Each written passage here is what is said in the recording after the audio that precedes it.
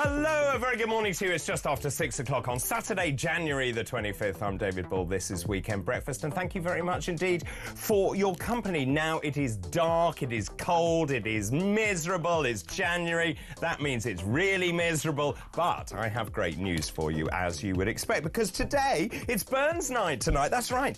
Tonight, Scotland pays tribute to one of its national heroes. That, of course, is the poet Robert Burns, or Robbie Burns. He was born on this day in 1759, and the tradition of a Burns supper began shortly after the poet's death, when some of his friends gathered to remember him. What great music! To gather to remember him and to celebrate his poetry on his birthday. Burns Night! Also, there's a recurring theme here because it's Irish Coffee Day today, a day that celebrates the hot caffeinated drink with a very special ingredient. Yeah, this is the recurring theme, whiskey. I love coffee. I raise a coffee. So Irish Coffee Day today. That, of course, a day celebrating hot caffeinated drink with a very special ingredients. The difference being, of course, it's Irish whiskey, not Scottish whiskey, which you'll be drinking at Burns Night. Today is also Opposite Day, a day when people say and do the exact opposite of what they normally would. A fun holiday celebrated by children. So now you know. We come together. That's a very good one, Dave. Right, let's start today's show, shall we? Today's fascinating facts. So today's fascinating facts, on this day in 1327, it was the accession of King Edward III during his long reign of 50 years. By the way, that is the second longest in medieval England. He transformed the country into one of the most formidable military powers in Europe and saw vital developments in legislation and government, particularly the evolution of the English Parliament. My goodness, we could learn some things from King Edward III. Also, on this day in 1911, the Daily Herald was launched. It was actually the first newspaper to sell 2 million copies. And on this day in 1981, I remember this vividly, I clearly was only a fetus, the Gang of Four. Do you remember them? The Gang of Four. Roy Jenkins, Dr. David Owen, Shirley Williams and Bill Rogers split from the British Labour Party to form the Social Democrats. That happened on this day in 1981. It was only yesterday. And those are today's fascinating facts. Oh, we're tuning in for the weekend show with David and Clark. The weekend has begun, mate. Well, a very good morning to you. This is Weekend Breakfast. 5 minutes past 6. We just gave the game away there slightly. David and Claire. That means it's the one, the only Claire Muldoon. Good morning. Lovely to see you. And you too. And you are looking rather splendid. You've been away. Thank you. I have been away. Where have you been? I went to New York for New Year. Wow. And my birthday. And was it fabulous? It was, but I can't believe it was almost like 3 weeks ago that we were actually there. It just, this month has gone so quickly. Well, it has, and actually I think January is a particularly miserable month. Thank you, it's my birthday. No, apart from that. Month. But then you get into February, which is a really miserable month. But it's a very short month. It's a short month. And there's Valentine's in the middle of it. Oh. Come on, no, okay, fine. And at least you can kind of see the light at the end of the tunnel. We're coming into spring. The days are getting longer now. The days are getting longer. And the bulbs, the daffs are coming up, the crocuses. Yes. Stop whinging. All right, I'll stop whinging. There might not be power in Scotland or Northern Ireland, but we've got it here. I mean, honestly, that storm, we'll talk about the storm actually a little later on. We didn't book you for this particular occasion. It just turns out it's Burns Night tonight. Of course, the Burns Night menu, I mean, it's obviously, as I said, celebrating Robbie Burns. And then tonight is a very special menu, isn't it? The first course is traditionally soup. Yeah, but what kind of soup is it? Well, Scotch broth or cockaliki. That's what I was wanting you to say. Or Cullen skink, apparently. Yeah. Then, of course, haggis, which is served as the main course or intermediate course. And then, of course, you have it with tatties and neeps. Do you know what a neep is? Yes. Isn't it a turnip? It's a turnip. Yes. Yes. A neep. But what's sometimes called a swede in England. Yes. but it's not. I have to say... It's a turnip. It's a turnip, right?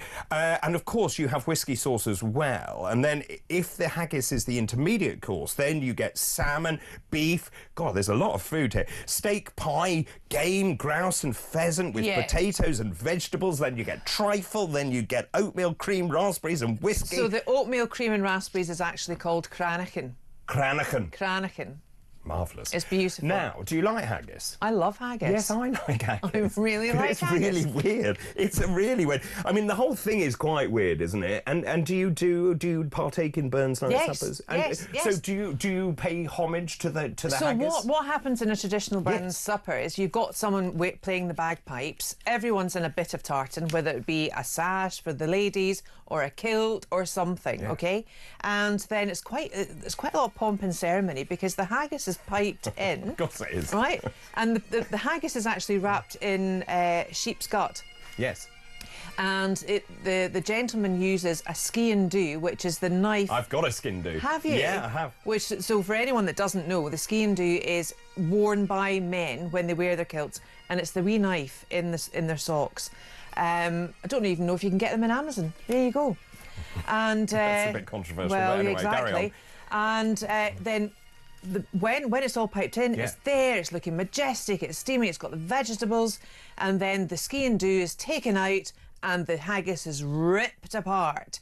So there is an address to the haggis, which is a poem. So you're talking to the haggis. Talking to the haggis. Yes. And then the ladies is the reply to the men by the ladies. To the haggis. Yes, there's a toast to the lassies, isn't there? A reflection of Burns' appreciation of women. And then there's a reply to the toast to the lassies. And there's entertainment singing. Singing, ceilidh, traditionally. Yes. Which is great. Lots of dancing, Strip the Willow, which is great with the willow. My parents used to love doing that. Yeah. It's the only things that you remember from like our generation from being taught dancing at school. Strip the Willow, the Gay Gordons, etc., etc. And it's a great night. It really is a great night. Yeah. I mean, haggis is an extraordinary dish, really, but I assume it really comes from the history where you've actually got the heart, the liver, the lungs, then onion, oatmeal, suet, spices. Basically, anything you'd caught got stuck together, got wrapped in that kind of membrane, and then you ate it. Yes. Yeah, which I think is a rather brilliant idea. I was also going to talk about when it first originated. Apparently, it was first recorded, the haggis, weirdly, in England in 1430, but it is traditionally considered Scottish in origin.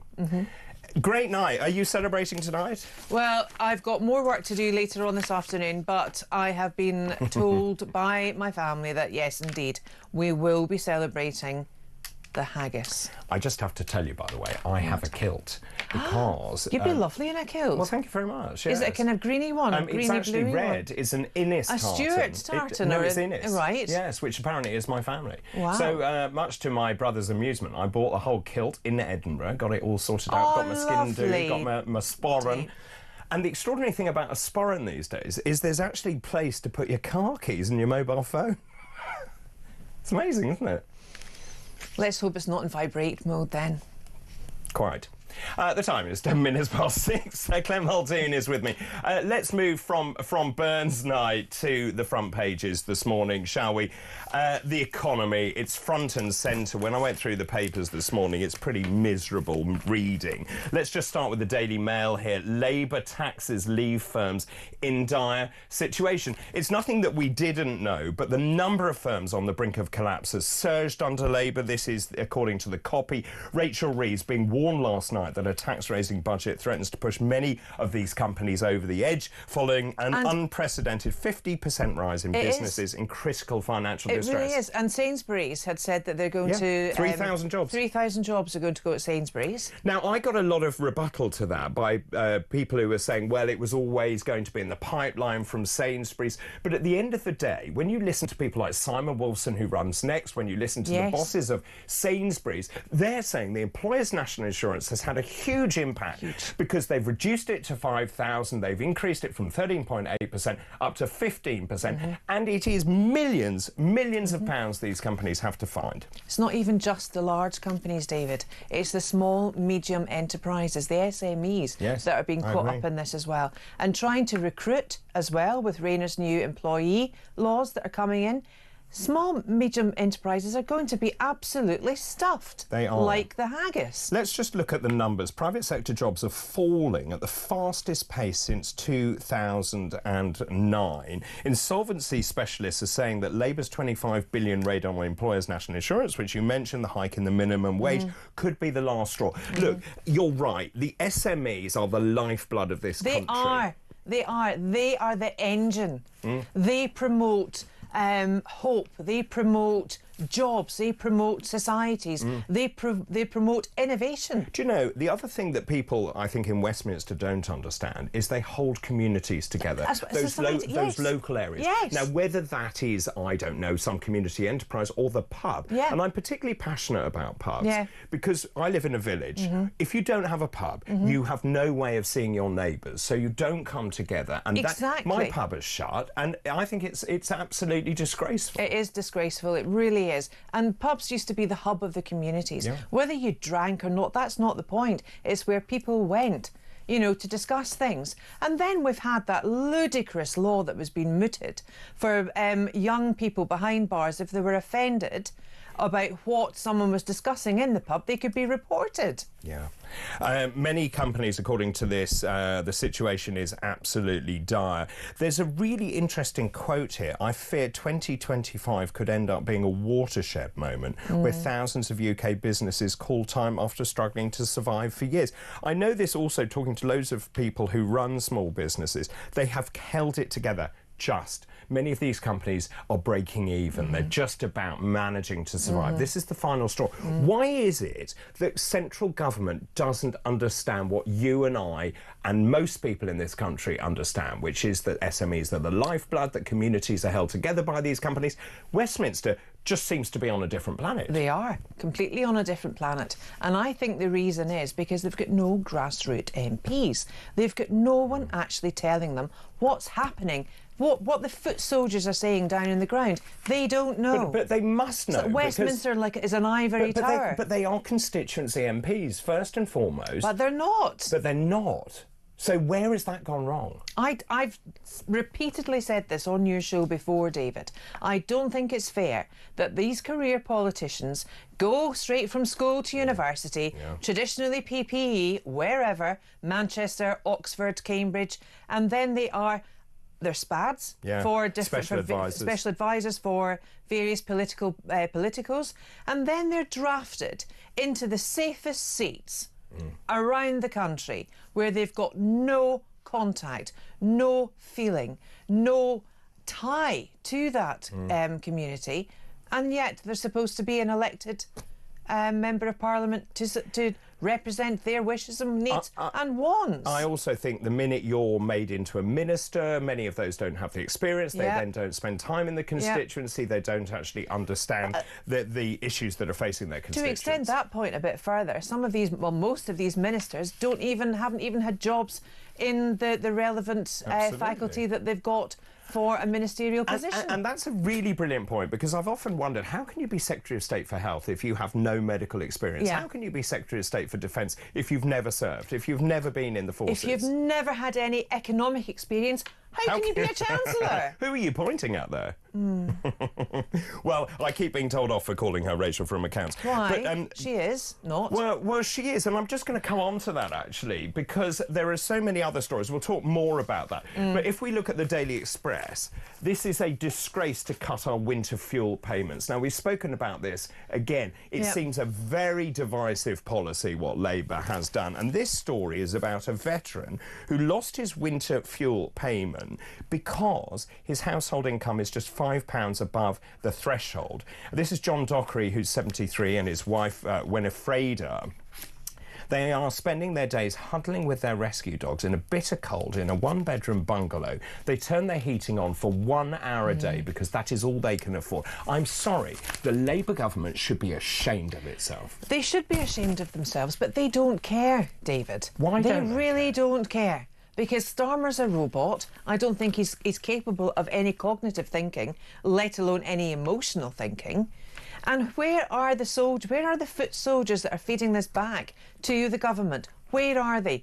Badenoch in opposition, for heaven's sake. Her first speech was to almost attack pensioners again and the pension. It's ridiculous. They are not reading the room. I don't know what on earth is going on at the moment. I'm glad you said they're not reading the room. Let me just tell you about what's happened here. There's a lady who's an American reader, this is of the Express, called Scarlett, who sent money to that couple. 500 quid she sent them.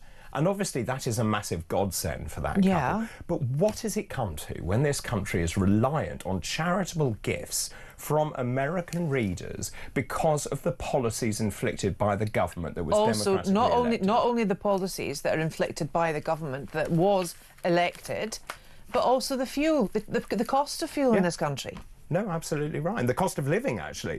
If you go to, well, I mean, I don't need to tell you, you go shopping in supermarkets. If you look at the price inflation in the supermarket... just horrific. It is horrific. Butter used to be £1.89, right, for a 250-gram pack, and it's now £2. That price increase...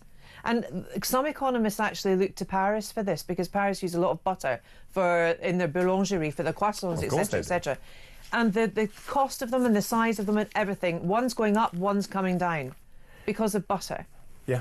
And I'm reading a very good book at the moment, actually, called Butter, but I'll tell you more about that. Well, I was going to say, so I, over Christmas, went and bought some butter, a particular brand of butter. It was £4 for the pot.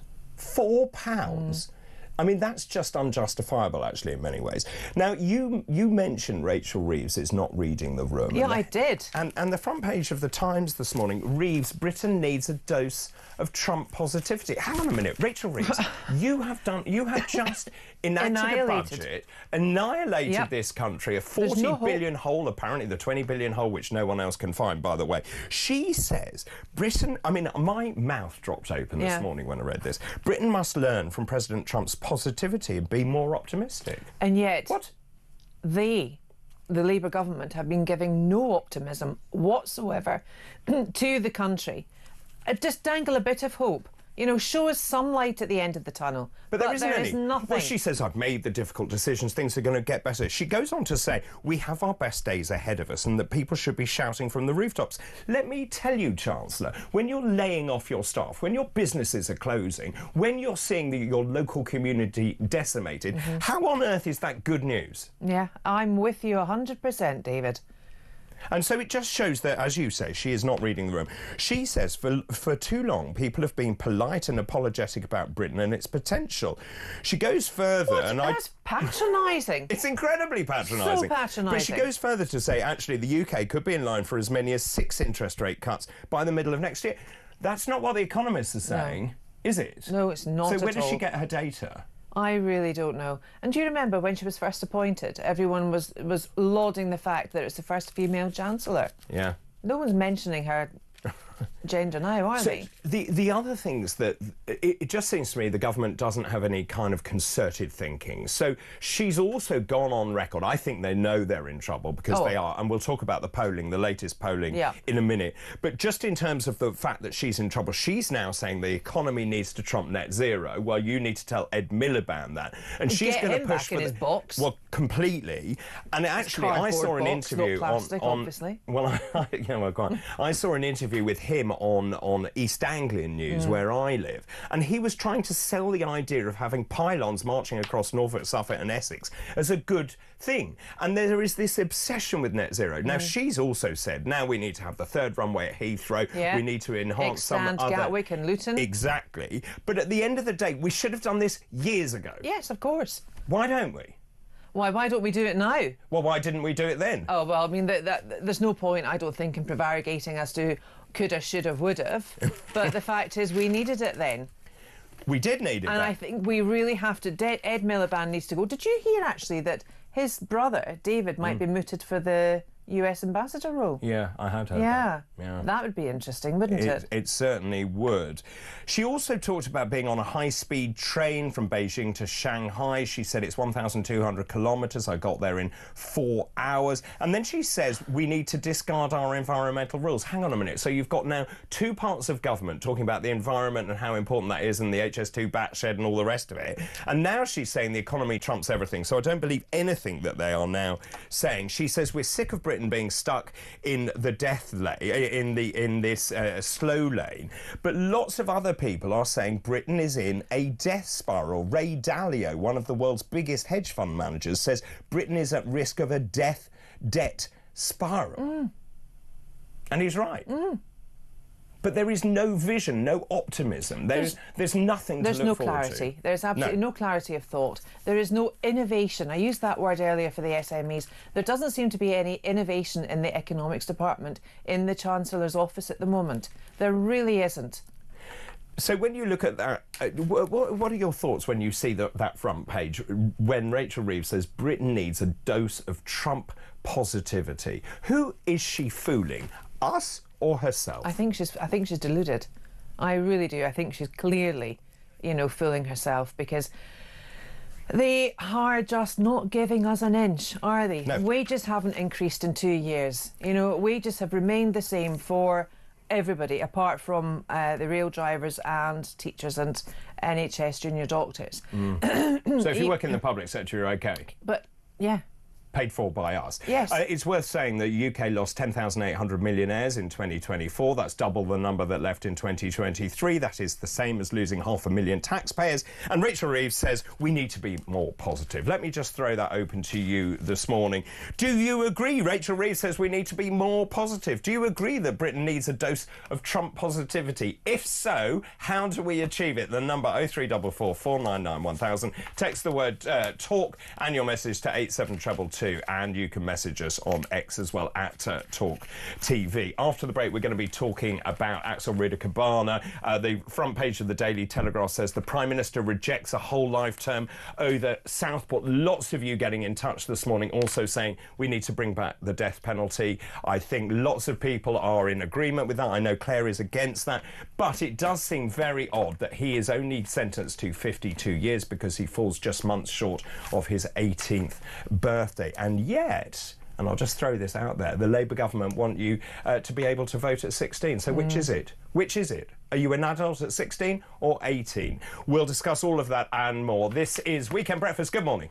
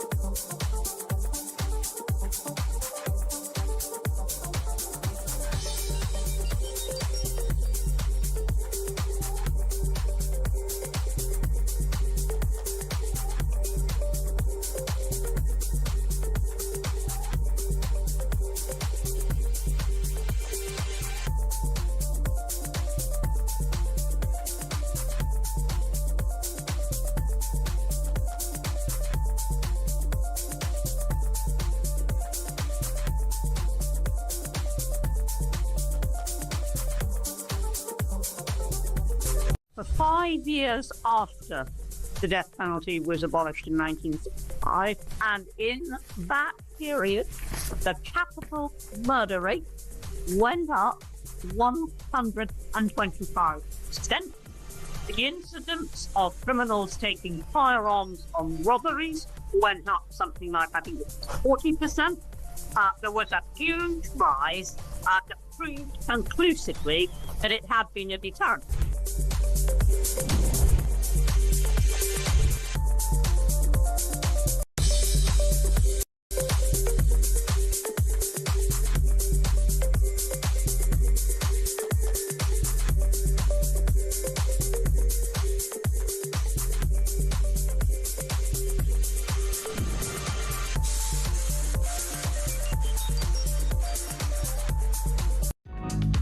across the UK.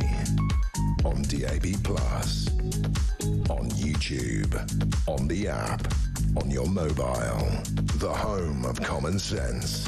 This is Talk. Welcome back. This is Weekend Breakfast, 6:27, Saturday, January the 25th. Clem Muldoon joins me this morning, grasping wet wipes for no apparent reason, but we'll come back to that this morning. I'm asking this morning about this front page, which, if you are just waking up this morning, I think you will wonder which planet you've woken up on. Rachel Reeves, of course, the economy is a basket case. We've got all these businesses closing. We've seen 3,000 jobs being lost at Sainsbury's. We've got SMEs closing left, right and centre, pubs going out of business. You've got people like Tim Martin at Wetherspoon saying our trading conditions are terrible. Simon Wolfson at Next saying this is just the national insurance contribution rises coming far too quickly. You've got all these businesses saying to government, stop, just stop. And the government refuses to listen. Apparently what we need to do instead is be more positive. Yes, that's right. The Times front page reads, Britain needs a dose of Trump positivity. This apparently is going to cure all ills. She says Britain must learn from President Trump's positivity, be more optimistic. We need to revive our animal spirits and turn the economy round. She also says there are going to be 6 interest rate cuts this year, which when I've talked to various financial advisors, they don't agree with that. Lots of other economists saying we're in a death spiral. So who's right? Which of those is right? Do you agree with Rachel Reeves that what Britain needs is a dose of Trump positivity? If that is the case, then what does that look like? The number 0344 499 1000. You can text the word talk in your message to 87222. You can message us on X as well at talkTV. You can send a WhatsApp as well. Keep all of those messages coming in. Let's talk about Axel Ruder-Cabana. This is the front page of the Daily Telegraph. Starmer, PM rejects whole life term over Southport. This is the copy. Sir Keir Starmer is opposed to whole life sentences for teenage murderers such as the Southport killer. This is Axel Ruder-Cabana. I watched that sentencing, actually. I went cold. Listen, it was just horrific. You know, he was sentenced to 52 years. When you hear the detail of what he intended to do and what he tried to do to those children, it just left me so cold. And I don't know whether I can say this at this moment in time, but he stabbed these young girls multiple times. He tried to behead one of the girls, which I couldn't believe my ears. And that came from the pathology report. It did. He has missed out on a maximum sentence because he is just months away from his 18th birthday. Someone mentioned it, and that's why I mentioned it just before the break. The Labour Party is pushing to have votes at 16, and yet he has missed out on a whole life term because he is a few months short of his 18th birthday. So which is it? Are you an adult at 16 or 18? And you have to then decide on that. The Prime Minister says that he is opposed to whole life sentences because it would go against the UN Convention on Children's Rights.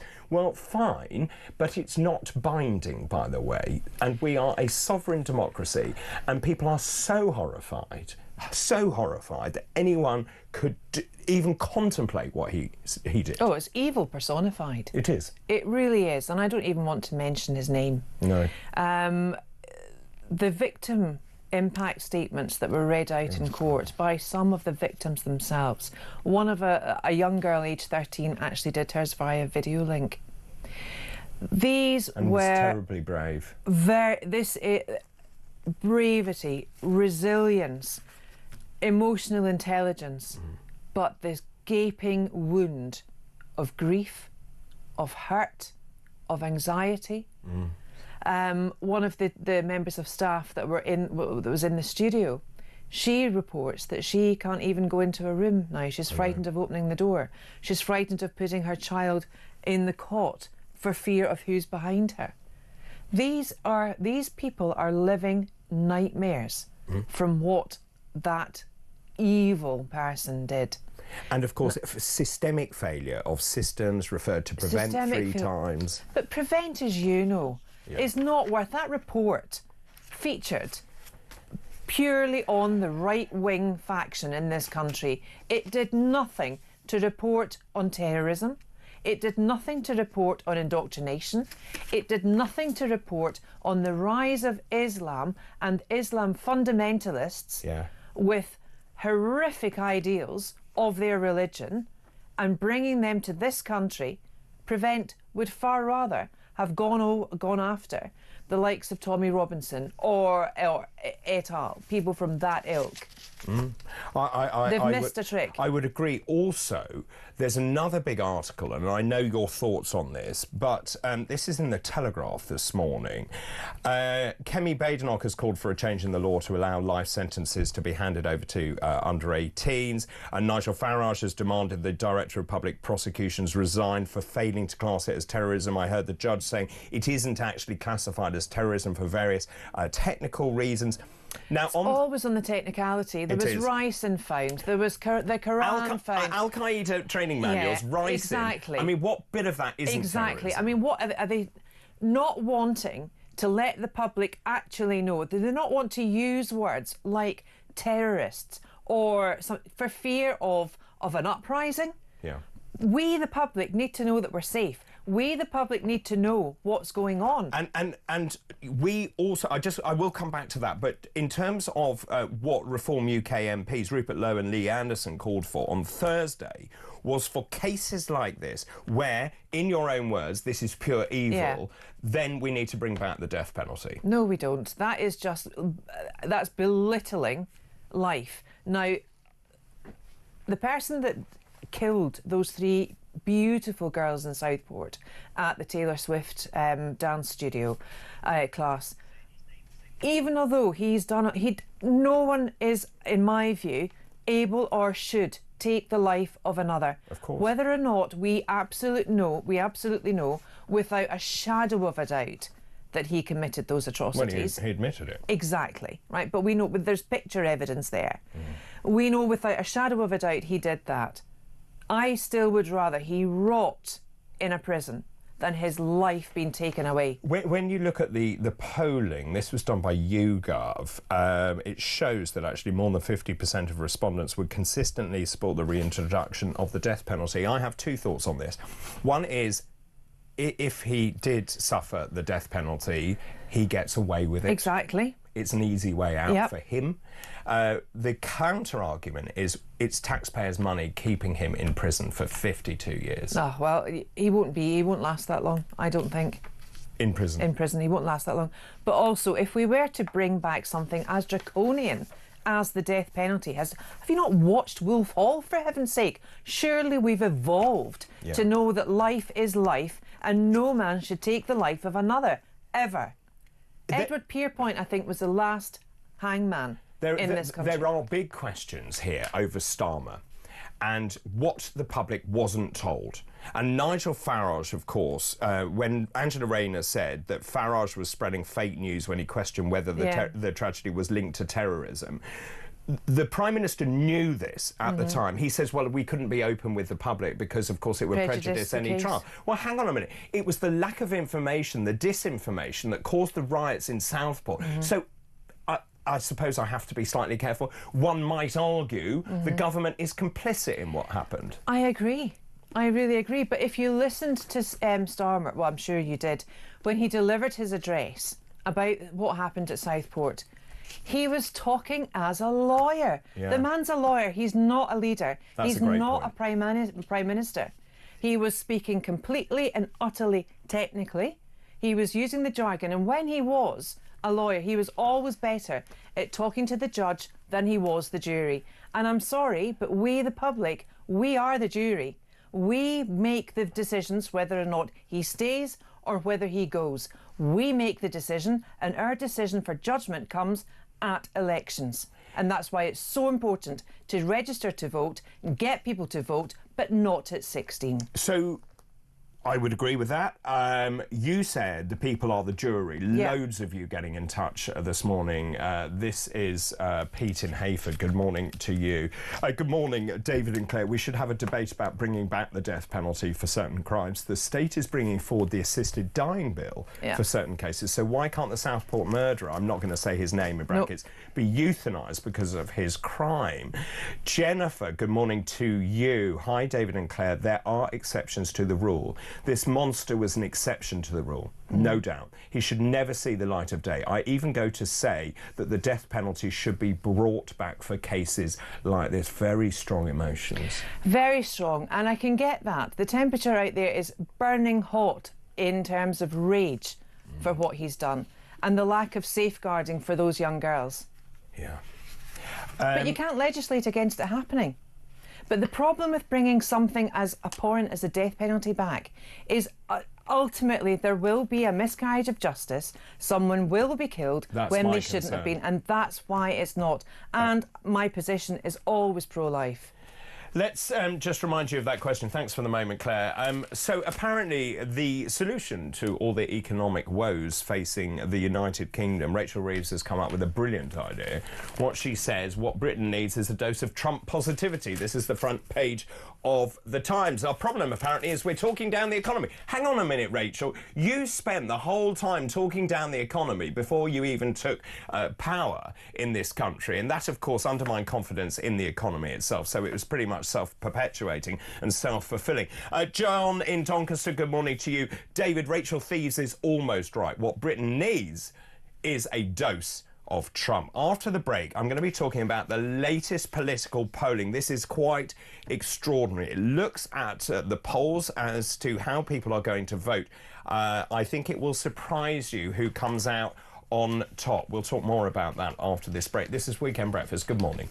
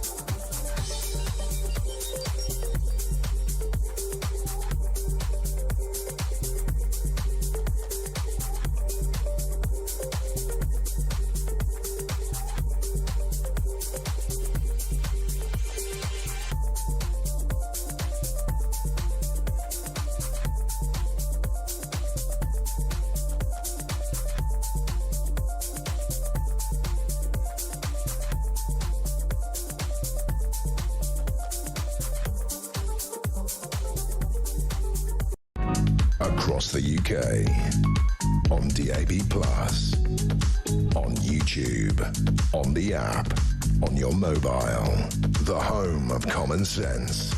This is Talk. Welcome back. This is Weekend Breakfast, 6:41 already on Saturday, January the 25th. I'm with the lovely Claire Muldoon on Burns night. Okay. I should have come in my kilt. You should have. Yes, that would have been nice. I should have prepared some cock-a-leaky soup for you. You could have had your cock-a-leaky out, and you could have had a lovely tartan sash as well, couldn't you? Actually, I can imagine you looking fabulous at a Burns night. Green velvet. Green? Yeah. Is that your... Do you have a tartan? When the Muldoons do have a tartan. Muldoon, of course yes. they do. Yes, of course Yeah. they do. And what does that look like? It's not, well, it's kind of yellow and green. Ooh. It's not the best of tartans, but, you know, we can zhuzh it up a bit. We can. I was actually... It looks better than Hamza Yusuf's tartan, put it like that. Right. I was really pleased that when I did go and trace my heritage, that mine was a red, predominantly, you know, as a child would draw, a red tartan, because I didn't want a Bonnie green Prince Charlie. one. If you say so, if you say so. What shirt did you go... That's what I was going to ask you. What shirt did you do one with the leather lace-up, or did you go for the big frill? I'm thinking No, the big frill. I think no. I have a sort of black tie top, but I have a Bonnie lovely. Prince Charlie jacket. So it's a nicely cut. Yeah. Anyway, we're digressing. Let me just bring you up to speed. Lots of you getting in touch. So Rachel Reeves, apparently it's our fault the economy's so bad because we need to be more positive, according to Rachel Reeves. Lots of you getting in touch. Richard says, does she mean positive for us, the public, or for herself? It is unbelievable that someone in that position can't see what the public and experts see. It makes no sense. And if you was to tell any sane person, they wouldn't actually believe you, which is of itself unbelievable. Yeah. Steve Sharp, good morning. David, good morning to you. The Labour government caused all the negativity. They talked down the economy before they even got into power. So then everyone was all nervous anyway because they were very concerned about it. Anyway, he says the Labour government caused the negativity that we're now experiencing, and they alone have destroyed this country. I am 47 years old and run my own small business. It is dire out there. I agree. The UK is a very depressing place to live. I have no words left. Stephen Huddersfield, thank you. Do you think that's their answer to stopping the boats? Make this country as miserable as it possibly could be to stop people from coming over? In the 7 o'clock hour, I'm going to talk to you about another story about asylum seekers who are being housed in a hotel, right, which is across a playing field from a school. And they are going across... We'll talk about this in a minute. They are going across the school and taking photographs of the children. In what sane country do we allow that? Where's the safeguarding? There is none. None. And everyone involved in that should be ashamed, but we'll talk more about that at the 7. Good morning to you, Peter. Good morning, David. I'm in my 70s. I've never known a government show such negativity from day one. I would agree. The whole lot of them are inexperienced, they're delusional, they're ultimately dangerous for the future of this country. I have no doubt that at the end of their tenure, the country will be in an awful state. I mean, that's the big question for me. How long can this government last? Well, Peter is bang on. Practically every point he's just made there, we actually have discussed. And how do you get rid of a government? How do you do it? Unless there's a vote of no confidence or something extraordinary happens. But that brings me rather nicely to the polls. There is a new poll out which shows that Reform has topped this national poll for the first time. This is in the wake of the Southport sentencing. Nigel Farage's party, which obviously has accused Keir Starmer of being part of a cover-up, now leads Labour and the Tories. Let's have a look at that poll. Here it is. Reform... this is on 26, as you can see from that graphic. Tory party comes second on 23. Labour is on 22. The Lib Dems on 12. That is a meteoric rise for Reform UK. When you then put that into context of the number of seats, and I think we have that graphic as well, this will show you how the map of the United Kingdom changes. Look at that.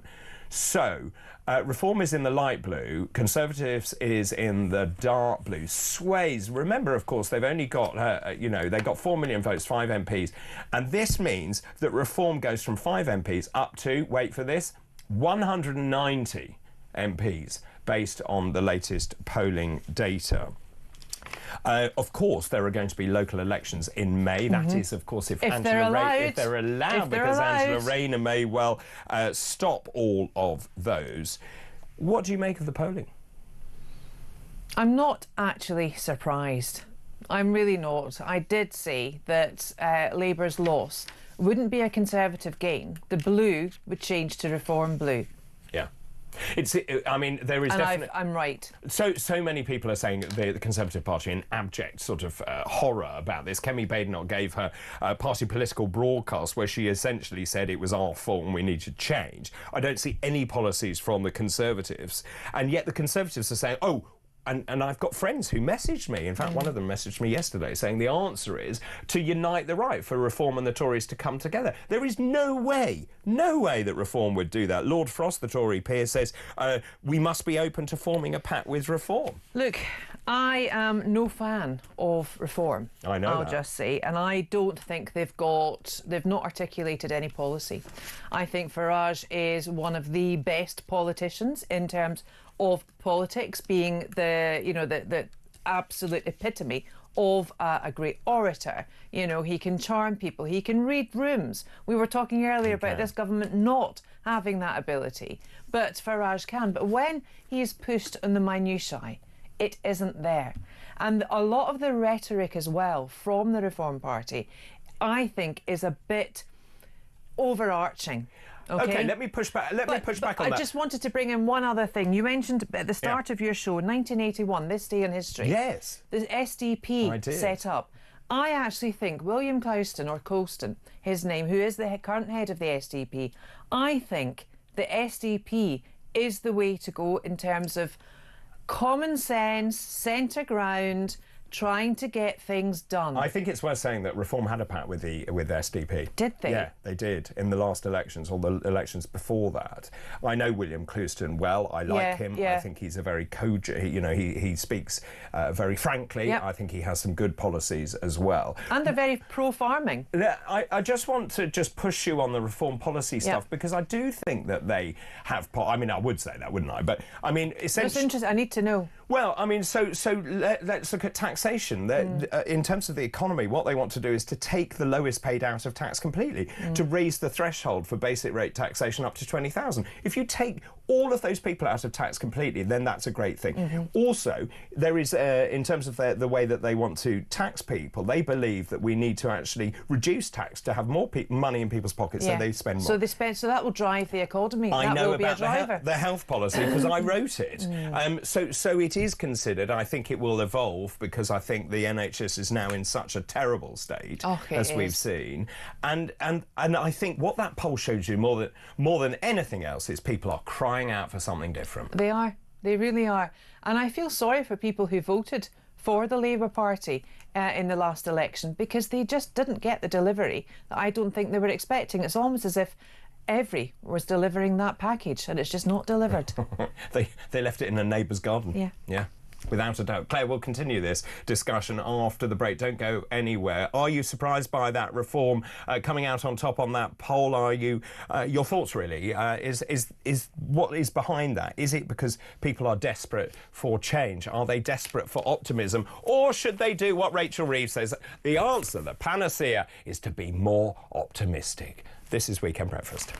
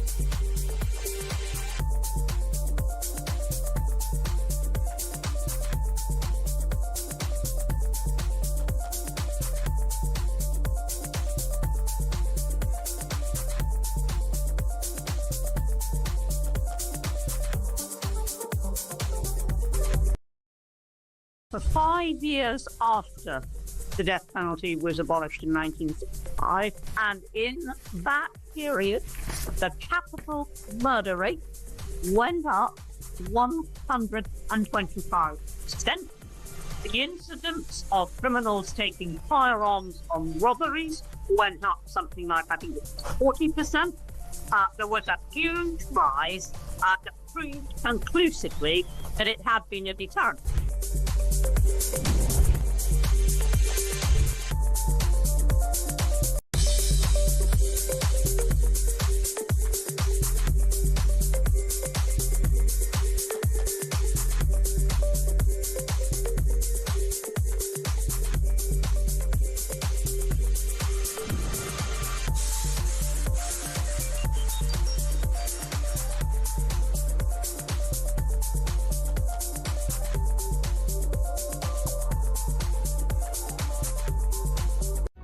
Across the UK, on DAB+, on YouTube, on the app, on your mobile, the home of common sense.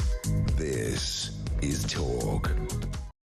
Welcome back. This is Talk Weekend Breakfast. It's already, Claire, it's already 7 minutes to 7. What happened? What have we been doing for the past 53 minutes, young man? Well, we've been dissecting what's in the headlines. Lots of you getting in touch. Keep these coming in, please. Do you agree the panacea to solving the problems and the ills of the United Kingdom is to be more positive? Because that's what Rachel Reeves thinks, the front page of the Times this morning. Lots of you getting in touch. Gemma from Toaster says, good morning, David. Good morning to you. This country should take inspiration from Trump and his passion for his country. Correct. All we have are political. All we've got is political puppets running our country at the minute. That's the key. Trump is all about put America first. This is what we're going to do. Actually, there is we're going to talk about this as well in a minute. There is an amazing picture. Where is this? This is the front page of the Telegraph. He's lined up illegal migrants, flying them out of the United States back to Mexico. That's very powerful. It is. And look, there are two types of leaders in the world, right? There are leaders that are very nationalistic, very proud of their countries. And then there are the leaders that would rather kowtow to the WEF, the EU, or some other cabal, political cabal, that will hold them back, promote globalisation and promote homogenisation instead of promoting individualism, right? Unfortunately, we are living in the latter, right? Trump, when I was in New York, David, the New Yorkers predominantly always are very kind of, they just can't be, but very angry. There was so much hope there. Was there? Was so much New York hope. is normally Democrat. Exactly. The drivers, the subway guys leaning out over, we were chatting away to them. They were so pro-Trump and so looking forward to this new administration. They are hopeful for a new beginning. They are hopeful for a new America. But that's why I wonder, that's why I wonder if the optic now of Reeves's statement, our latest statement in regards to we should be more like Trump in terms of positivity and optimism. I wonder if she's pushing the narrative now to try and get closer. 100%. To them. Therefore it's very disingenuous. But also I'm going to now expand airports. The economy comes over and above net zero. Hang on a minute. You need to have some ideology behind this as well. What is it you stand for? Because I do not know. I just don't know. I'm with you. But I don't think they know. They don't. They really don't know. And, there's another story this morning, by the way. EU pushes Starmer to join a new defence pact. He's facing pressure from European leaders to join a €500 billion defence scheme. Hang on a minute. Again, we had a vote, whether you like it or not, we had a vote about Brexit, and now there's another story about that we could go back into some deal with the EU. We don't need to. We've got NATO, right, for what that's worth. That's the point. We don't need any other. What we should be doing is spending more money in defence. Exactly. Let's just talk more about that poll, shall we? Because this is the first poll that's come out showing Reform is now at the top. I don't know if we can just show you that if you are just waking up this morning. This is the latest poll. This has been conducted, it was done on Wednesday, which shows, here it is, that actually top of the poll is Reform UK at 26. The Conservatives there, as you can see, second now, leapfrogging Labour to 23. Labour on 22, the Lib Dems on 12, the Greens on 10, and the rest following some way behind. Now, when you translate that into seats, and this is according to another mapping that's been done, which I tweeted last night. Let's have a look at that. Reform goes from 5 seats up to 190 seats. Yeah. The Conservatives go to 141. Labour, and this is the quirk of our electoral system, 161. And you can see how the map has changed dramatically. That's interesting for lots of reasons, because Reform's support, which is in the lighter blue, isn't concentrated in one particular area. It's scattered. It is scattered. It really is And what does scattered. that say about... You see, this is the other thing. When people like Lord Frost say, well, the answer is for the Conservatives to merge with Reform, which I said would never happen, lots of people getting in touch about this. Linda, good morning to you. Linda says, Dr David, if Reform merge with the Conservatives, they will start losing the people. Labour and Conservatives know they are finished and they will drag Reform down. I agree 100% with that. Now, interestingly, on this survey conducted by Find Out Now, That's right. there is underneath the methodology aspect, the paragraph here they've got. So the increase in Reform has been driven by them retaining almost all of the 2024 general election support, right? Winning over a fifth of the 2024 general election Conservative voters. But here, listen, and winning almost half, that's 46% of people who actually didn't vote. Wow. And they're thinking, if it were to come again, I would vote Reform. So what Reform has done, and this is what the point I was making about Farage being a great politician, like him or not, he is a great populist politician. He's definitely got his finger on the pulse. He is engaging people in politics. And that in itself is a great thing. It is. Someone else wrote yesterday, Farage is a genius. I will counter that by saying it's much bigger than Farage. He is the figurehead of it, but there's been a lot of work. And just in terms, and obviously I know quite a lot about what's going on, but there is certainly a thirst for something new, and it is being built from the ground up. And we also have to lose tags of far right. 100%. You know, it's just not... It's lazy. It's very lazy. And I've said, but if you are far right, then you have to have a far left. Where is the far left? Well, it is there, but you're right. I feel it's very lazy journalism, which we'll discuss more of in the next hour. Great. So we'll go through all of the front pages after the break. Also, is Rachel Reeves right when she says, well, we need to be just more positive and optimistic, and if we are, then Britain will be a great place. It's all you doomsayers, you ne'er-do-wells. That's the problem with this country. Let me know your thoughts on all of that, and we'll go through all of the front pages after the break. Don't go anywhere. This is Weekend Breakfast. A very good morning to you.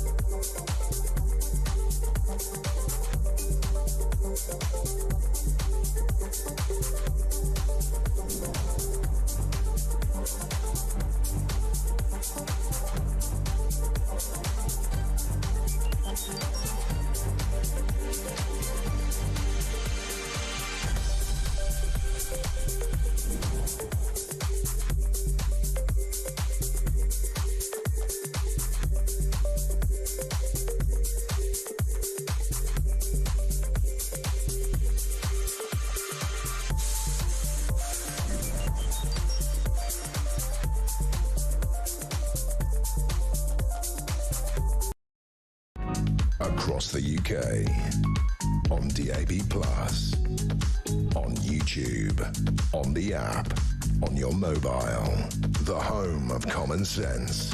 This is Talk.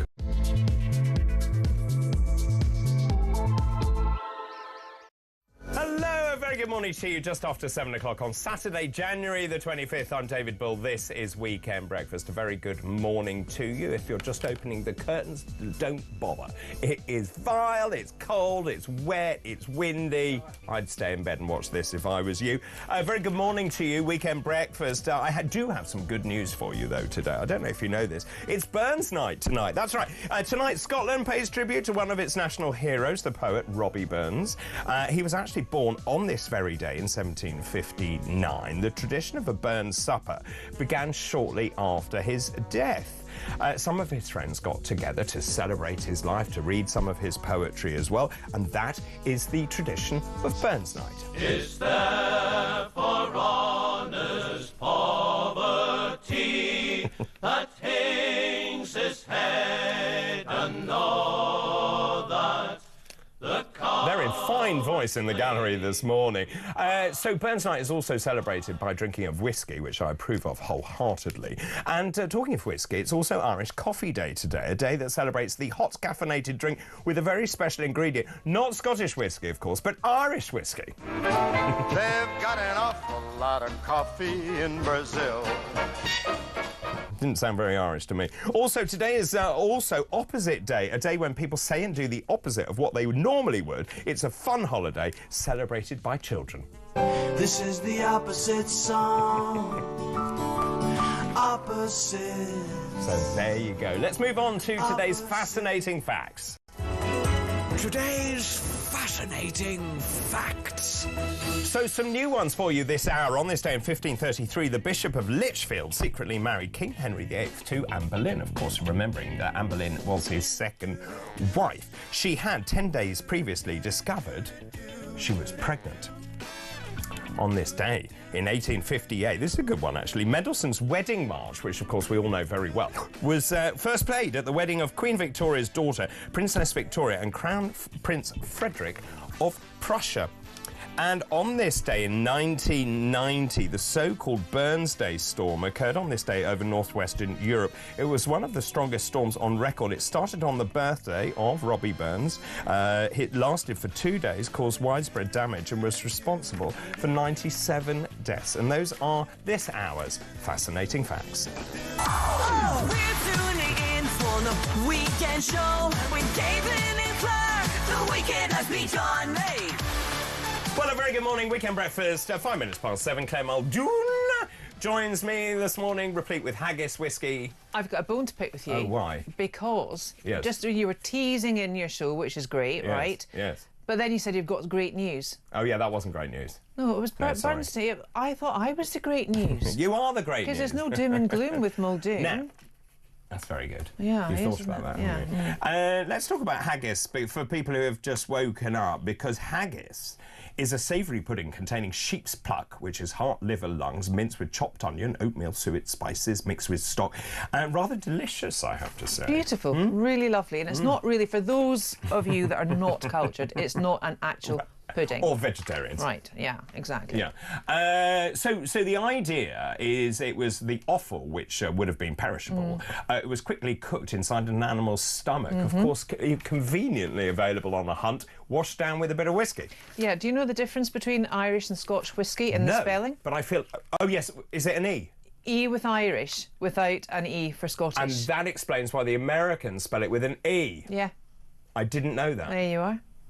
Interesting fact. And then, so you were just telling us about the, the just very quickly, if ceremony. you can, the ceremony behind this, because you have a processor, the addresser. Yes. You have the procession of the haggis. Yeah. The haggis is brought in a silver How platter. big is this haggis? Well, if it's for a large Burns supper, it could be anything like that. yeah. Or the small ones that you get in M&S, which is great haggis, actually. Is it? There used to be a company called McSween's in Edinburgh that used to be the best making of it, but I always thought that M&S was actually better, and now McSween apparently make it for them. Anyway, so you can't get a smaller one for your own domestic home.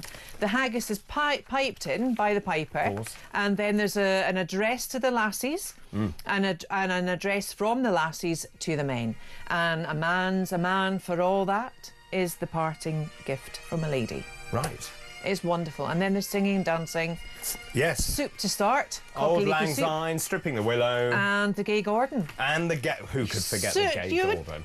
I'm surprised. You don't celebrate Burns every week, David. Well, indeed. I mean, but with your vibrating sporran. Listen, any excuse to get my legs out. I'm very keen. I'm very keen. It's not all you get out if you wear a kilt, apparently. I couldn't comment. Oh, no, because I'm a true Scotsman. Are you really? Yeah. It's a bit early for this. It's 7 Is o'clock. it? Yeah, well, I think it's it's actually no. So we used to amuse culture, Americans. Isn't it? Well, that's right. So I remember going out with a few friends of ours. We were all in kilts as well, and the Americans said, "What do you wear under that?" And we showed them. Yes. Shocking. In Leicester Square, no less. Good morning. Leicester beer. Quite. Good morning. Let's turn to matters which are more concerning this morning. If you are just waking up, it's pretty much doom and gloom. Front page of the Daily Mail. Let's just start there, shall we? If we can bring you that. The front page of the Daily Mail. Here we are. Labour taxes leave firms in a dire situation. The number of firms on the brink of collapse has surged under Labour. Rachel Reeves was last night warned her tax-raising budget threatens to push many over the edge. Of course, there's been an unprecedented 50% rise in businesses in critical financial distress.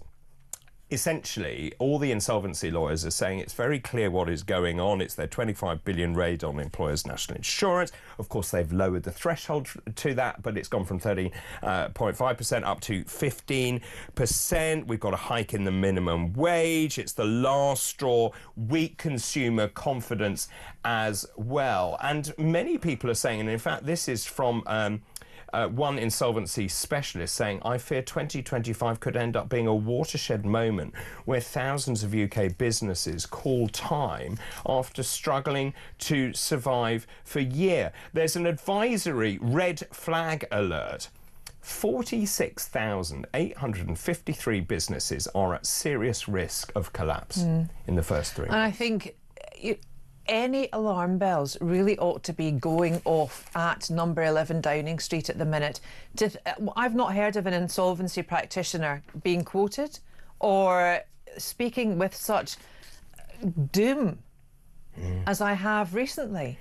There is because that's a big red flag. It's it a really huge red is. flag. And the Signature Group, which runs bars, hotels, restaurants and nightclubs, which we discussed as well, very difficult to make margin on any of that. They're calling this Survive 25. I think that is going to resonate with many people who are running the SMEs. Oh, it really, really is. Trying to survive. But also, you know, the cost of energy and the fact that you've got Ed Miliband pushing for more net zero. Well, I'll talk about that. And how much. The other day, and I'll tell you in a minute. It's a con. It is a massive It's an con. But absolute also, con. all these blinking windmills all over the country, and they didn't produce much electricity. In fact, we can talk about that in a minute. Let's look at the front page of the Daily Mail. Sorry, that was the Daily Mail. Let's move on now to the Express. Disgrace to cut our winter fuel pay. This is a veteran. He lost his winter fuel payment because he and his wife, their household income was £5 above the winter fuel payment threshold. He has described Rachel Reeves's decision to remove the winter fuel allowance as a disgrace. This is John Dockery, 73, and his wife Winifreda, 57.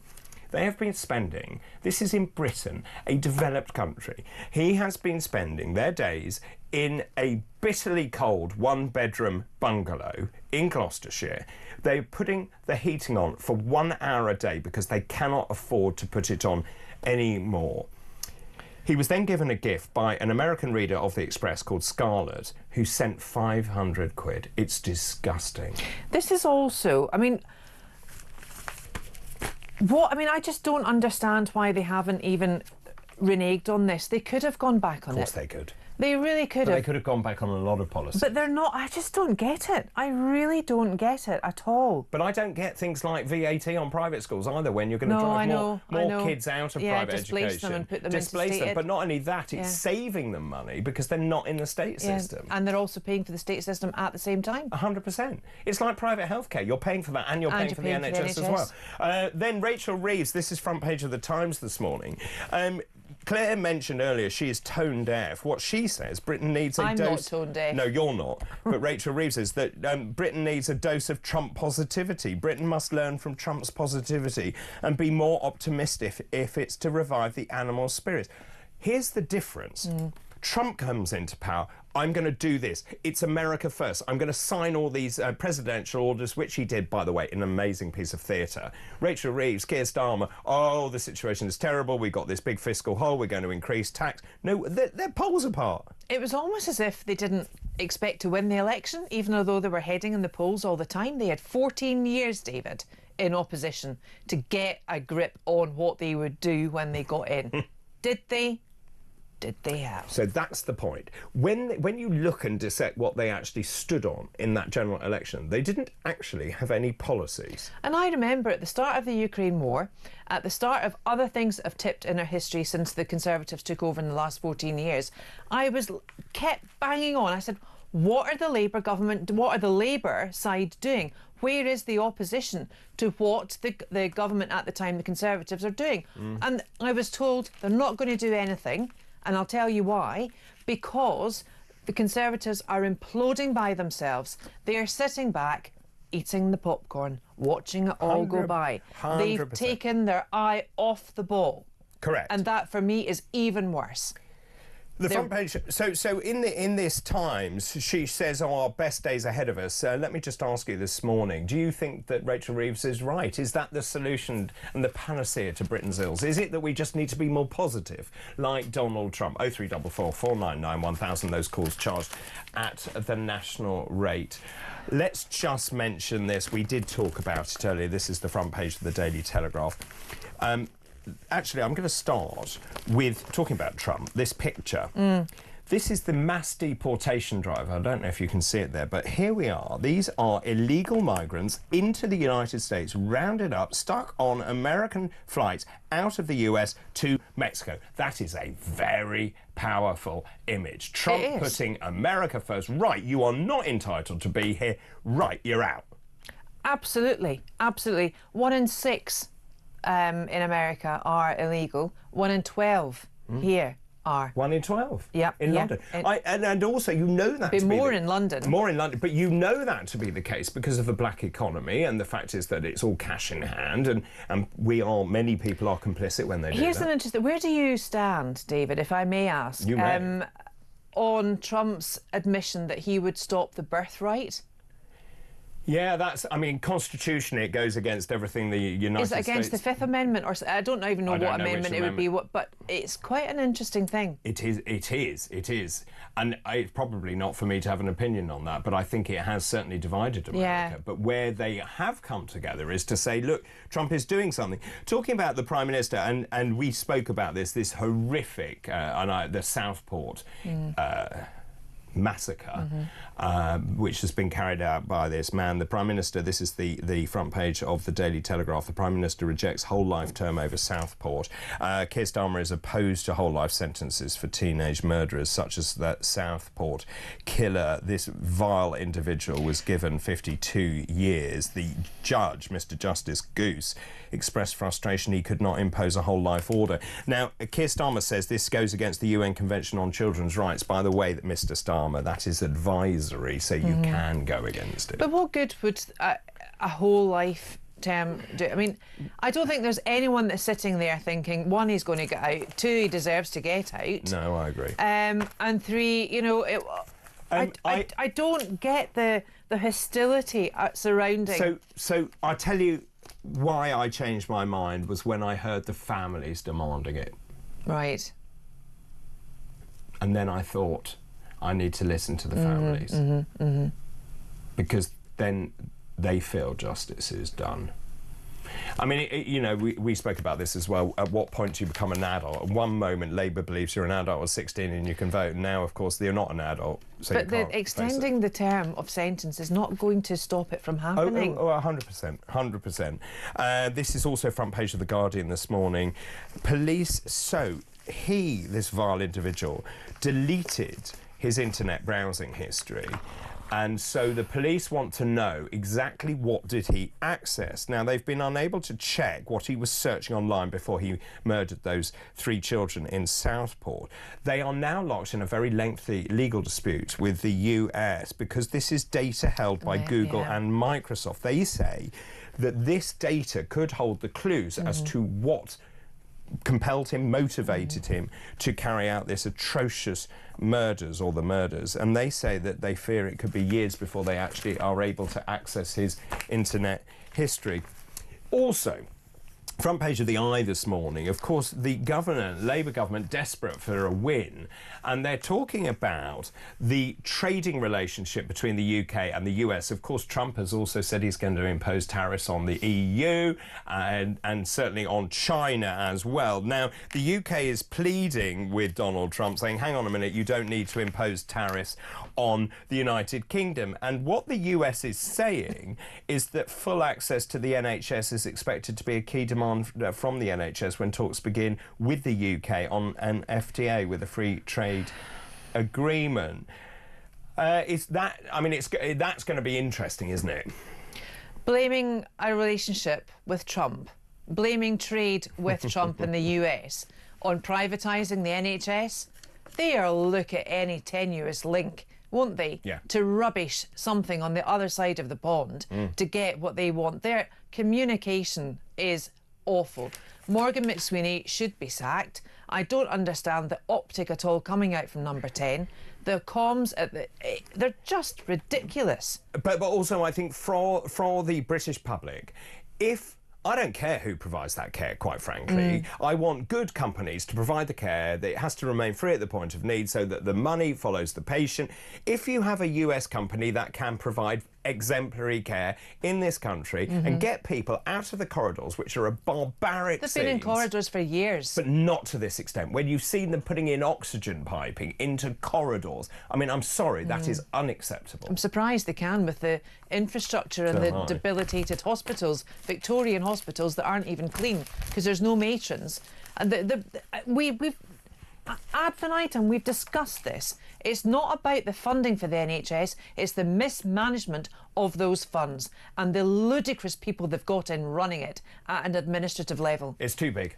Far it's too big. And when you've got 200 billion quid going in and you've got layers and swathes of management... And the menu of the NHS has grown and grown and grown. That's another problem.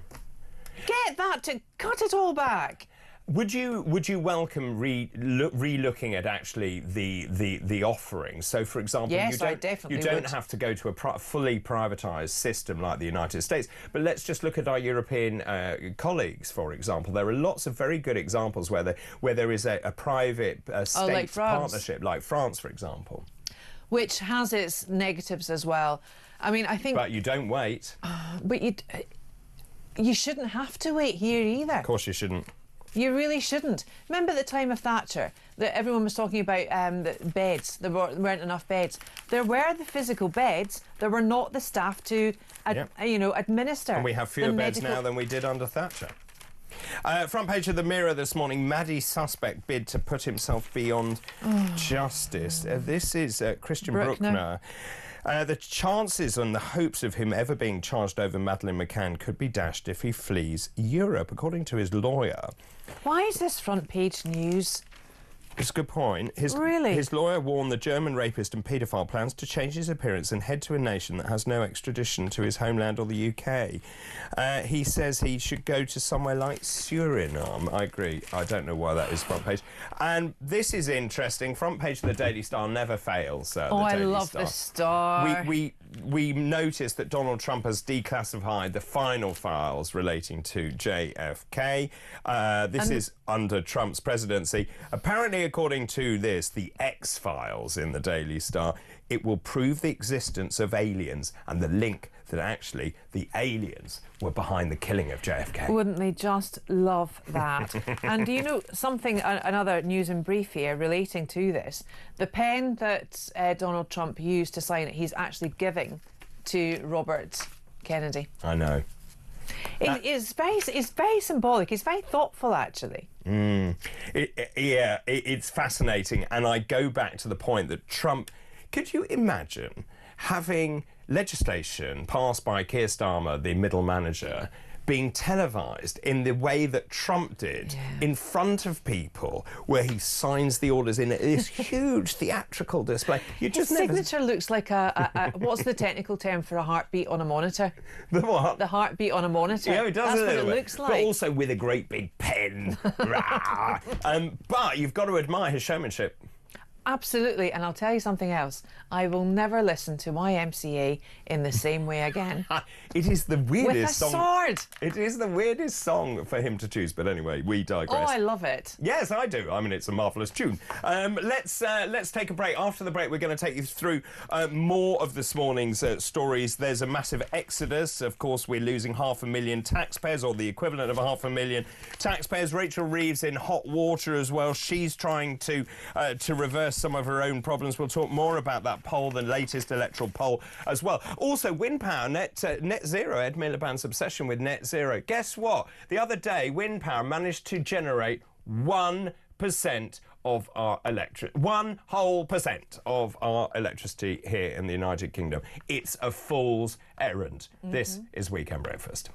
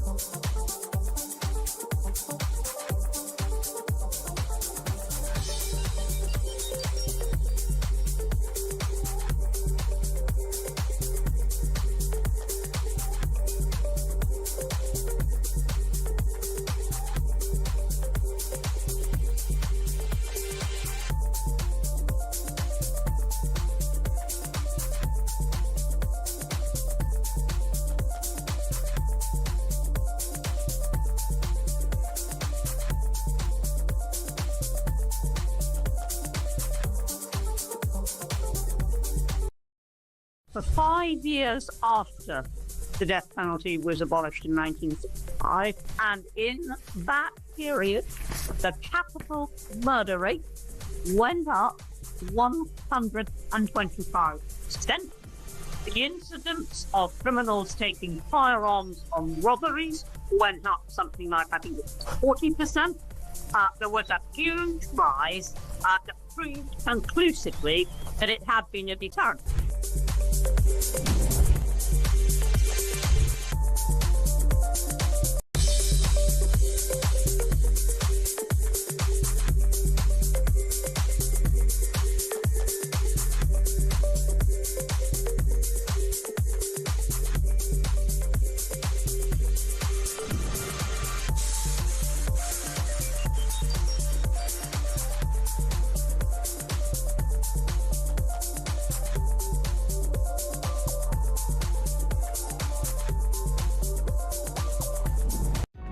across the UK.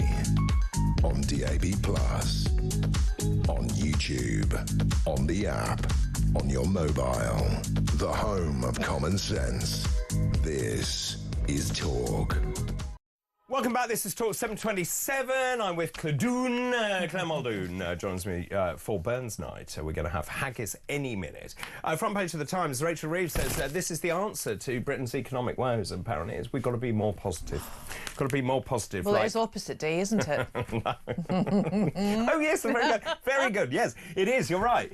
What is it? It's, yes, it's opposite day, a day when people say and do the opposite of what they normally would. Very good. That links beautifully. So many of you getting in touch. David says, Gary Mitchell, good morning to you. There is no lack of positivity in this country. We are all positive that Rachel Reeves hasn't got a clue what she's doing. Yes, I would agree. I like that. Yeah, I do too. Elliot, good morning all. Our best days may be ahead of us, but not with Labour or Conservative leading the way. I don't think we'll have more out-of-touch, clueless leadership, to be honest. Crime is going to soar. There's no deterrent. Attacks will get worse and become more frequent. I could go on. And we were talking also about SMEs. Gemma says, hi again, I run a small cleaning business. The NI increase and raise in minimum wage is going to cripple my business. I can't pass any extra costs on to my customers as they're already being financially squeezed. So either I suck it up or I fold. And that's the bit. The government keeps saying, oh, we just pass it on to the customer. But she's right, because there's a limit to if you are paying a cleaner and if you are fortunate to be able to because do that. then they will go onto that black market then. Correct, That is and the pay in thing, cash. and pay it in cash. Yeah. Let's take a voice note now. This is Lee. Good morning to you. Morning, David. Great show. I never ever thought that the Labour Party, who bemoaned the Conservatives over populist politics, would then try and do the same. Trump, love or loathe, has changed the world and the view of the world, and now Labour are trying to figure out how they piggyback his populism, because they know they're screwed, they know they've made a mess of it, and now they're trying to backtrack and get out of it, and the infighting and the politics within are going to be very funny to watch, because as they all fall apart and they all start vying for position, how long before they all start turning on Keir Starmer? It's hilarious, if not sad. Great show, mate. Keep it up. Lee from Newcastle. Lee, thank you very much. It's a great point. How long until they turn on Starmer? I don't know. He's he's ruthless. Viper's nest. Viper's nest. They will eat each other.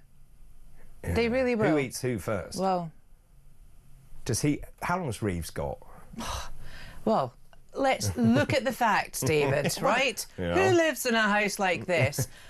That dates you. Lloyd Coleman? No, Lloyd Grossman. Lloyd Grossman. Yeah. I did that, by the way. Anyway, that's another story. Yeah, through the keyhole. Anyway, listen. I've got a through the keyhole key at home. Anyway, carry on. Right, OK. Yeah. So, Starmer came out and said that he was backing Tulip Siddiqui, right? Yeah. Siddiq. She resigned 5 days later. The day after that, or very close to that day of sick, Rachel Reeves, she has my full confidence. So she's out. Kiss of death. I think she is out. I think it is a monumental thing. I think the tide at the moment, I think he wanted to get the US presidential inauguration out of the way. He then knew that this Southport trial was coming up, and the Prince Harry trial as well, that was tabled in for 10 weeks and then done in 2 days. And I think now the focus will be on Rachel Reeves. And I think with all the self-assessments being put in, with everyone now trying to clamber for those extra pennies, the coffers won't be in the coffers.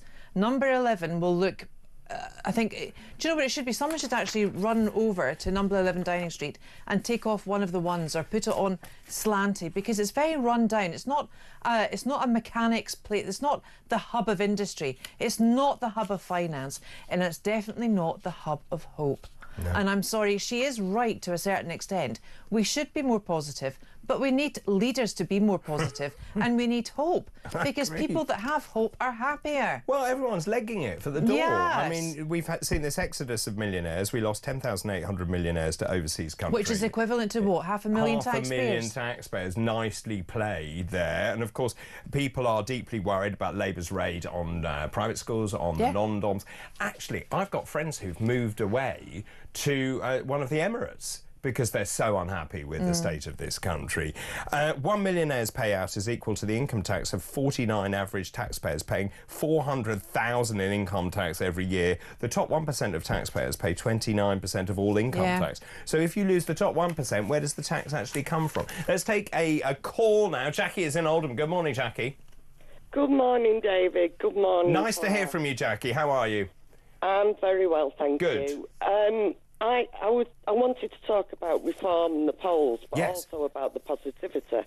I think the positivity is coming solely from reform at the moment, and this is creating a grassroots movement where people who had never bothered with politics before, but have seen the managed decline of the country, want to get involved in politics. And if you go to the reform rallies or if you go to the branch meeting, people are energised. They want to do something to change the way this country operates. And I think it is inevitable that reform was going to lead in the polls, because the two-party system isn't fit for purpose and it doesn't deliver what the people of this country are crying out for. And Jackie, where do you stand on this idea from the Tories, from Lord Frost? Oh, well, the Conservatives need to get together with reform. Well, what is interesting is that in that poll, the 196 seats would create a hung parliament. Yes. So reform would have to link up with somebody. It may well be the Conservatives. Well, you say that, but of course these polls have changed dramatically even in the last few weeks, and we're nowhere near a general election. Yeah. I mean, there's a long way to go. It is a long way to go. But the momentum is with reform, and it's down to the people. I mean, they've got like 700 branches, across the country. From nothing. Now. I mean, from nothing. It is phenomenal what is happening. And I was listening to Zia Youssef last night, and he was saying 20% of the membership is coming from people that have never voted in politics, and that they are excited, they're given hope, they're given that belief that things can change for the better in this country. And I think it's a fantastic, positive thing. Really good to hear from you, Jackie. Thank you very much. Time 7:34. We'll go to a break now. I also want to tell you about the asylum seekers found loitering outside a school. Apparently, the police say it's a cultural issue.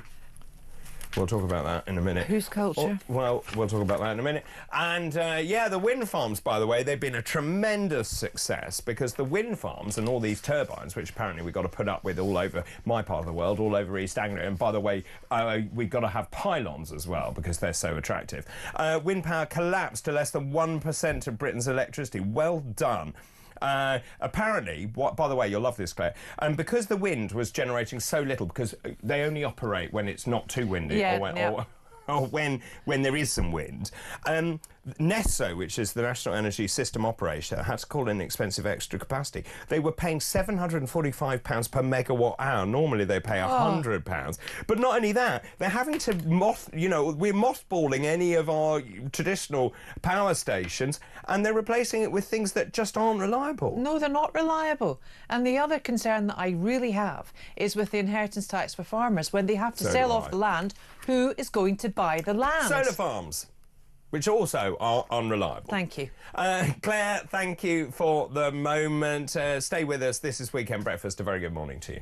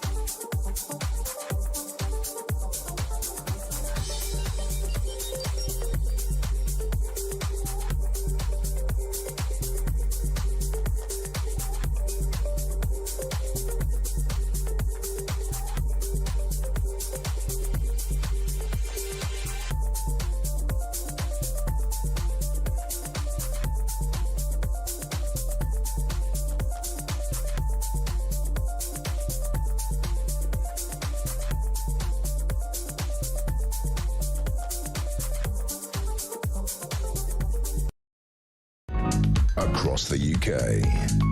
On DAB+, on YouTube, on the app, on your mobile. The home of common sense. This is Talk. I'm with Claire Muldoon. We were talking about Reform and the latest poll, which is extraordinary. For the first time, Reform is in the lead ahead of the Conservatives and ahead of Labour.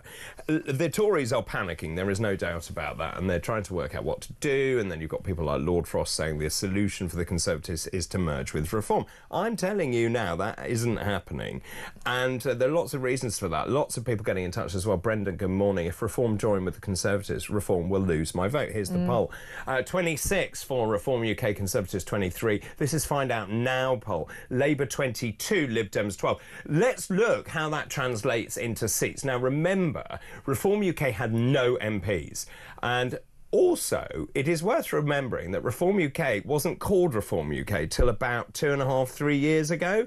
And I sat and we talked about the branding of the party, and there was a lot of talk about that. Of course, it was the Brexit Party. Let's just look at the map as well, if we can, of the United Kingdom, how this changes. So no MPs to 5 MPs. Here's the map showing how Britain changes. So the light blue is Reform. What strikes me here, particularly when you concentrate on sort of the London area, that Essex, Kent, Estuary, this is what they like to call working people, the government like to call working people.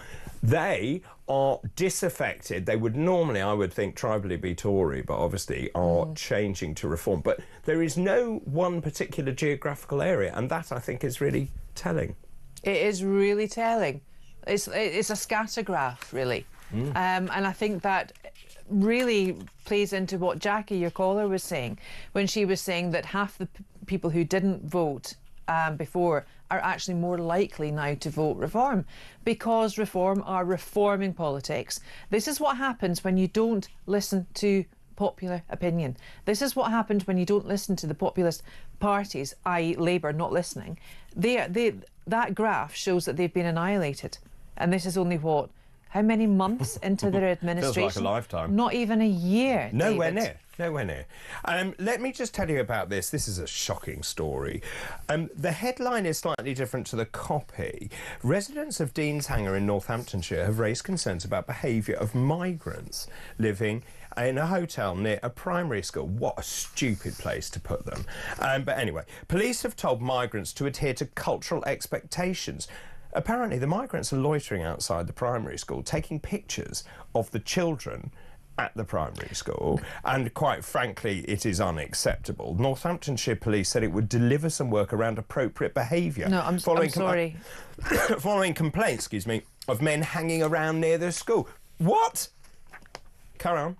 It's a massive safeguarding issue, but notwithstanding that, if any of my daughters were at that school, or even my son at the time, I'd take them out until this was stopped. And that's what parents have done. But this is the problem with using language like cultural expectations. If English is not your first language, how on earth are you going to understand what that means? Why are they speaking to us as if we're daft? Why can't they just assume the position that schools are there to educate and safeguard children?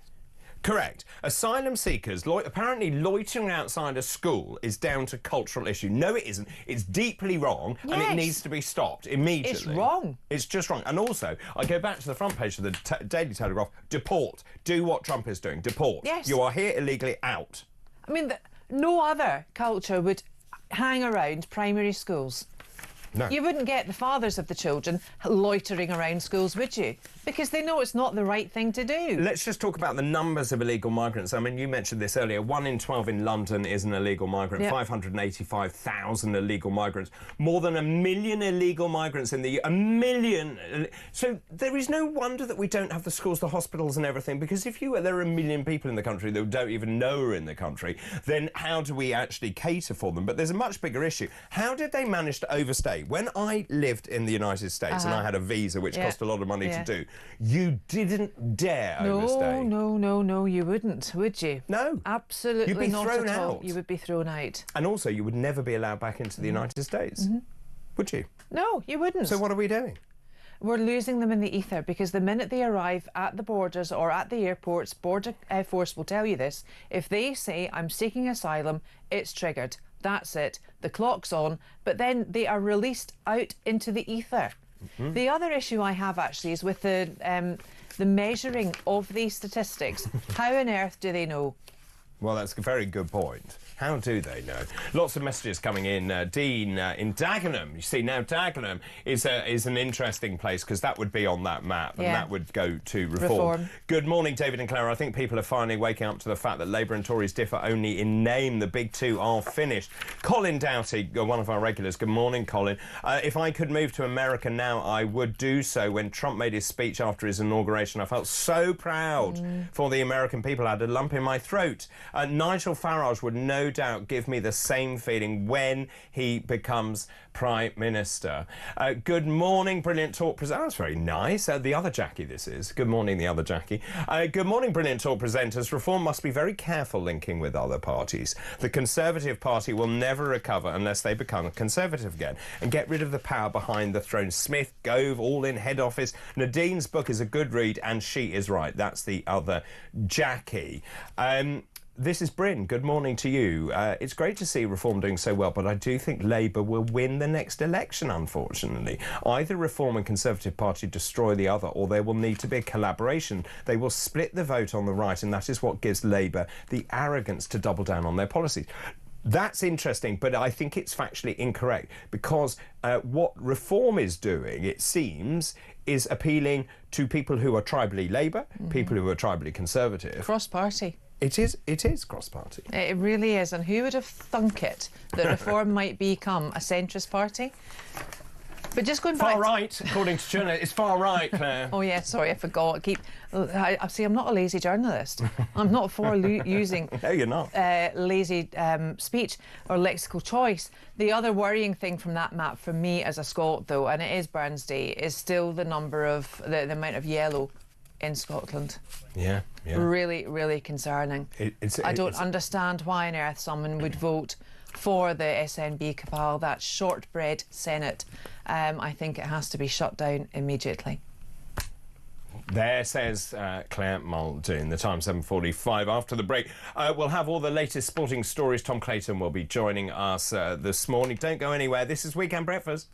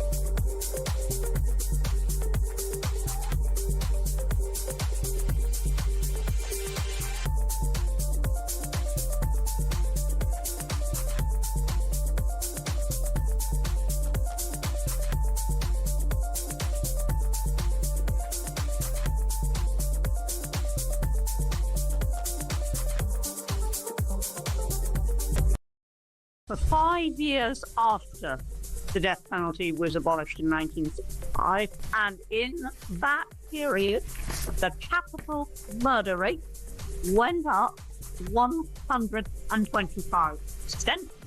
The incidence of criminals taking firearms on robberies went up something like, I think, 40%. There was a huge rise that proved conclusively that it had been a deterrent.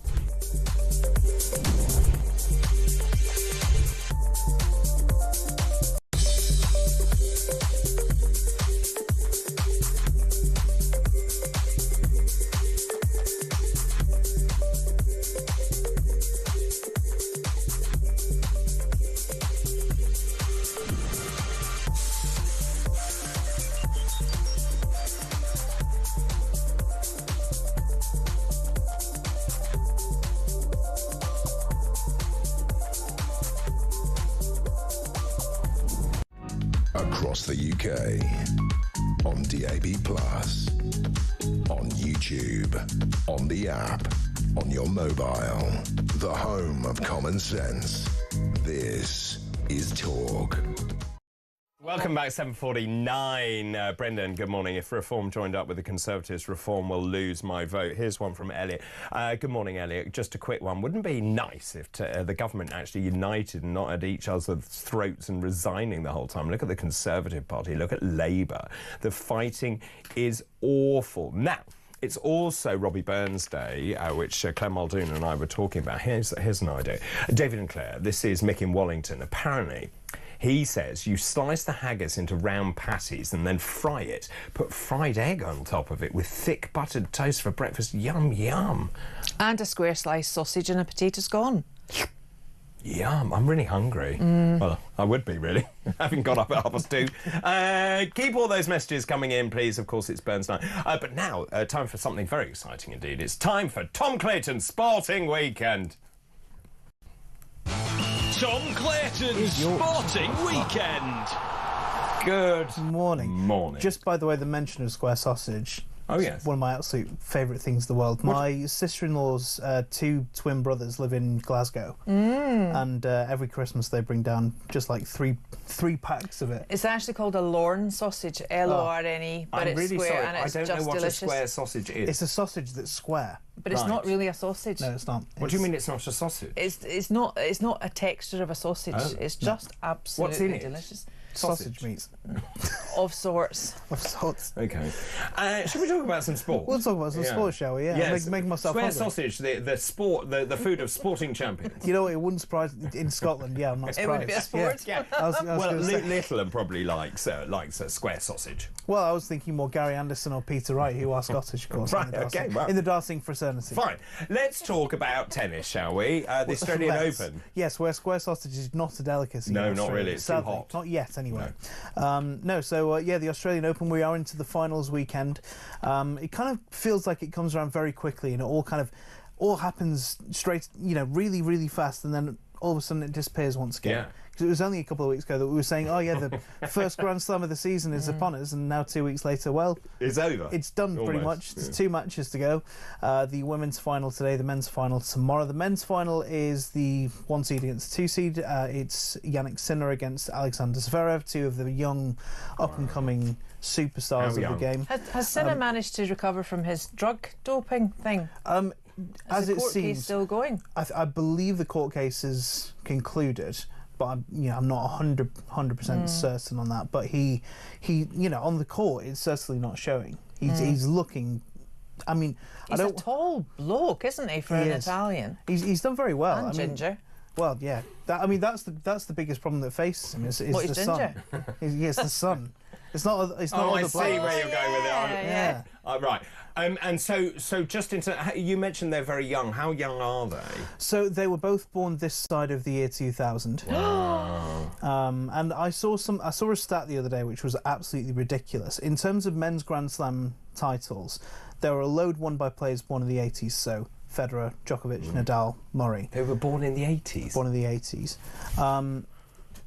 Players born in the year 2000 and after, there have been more Grand Slam titles won by them than by any player combined in the 1990s.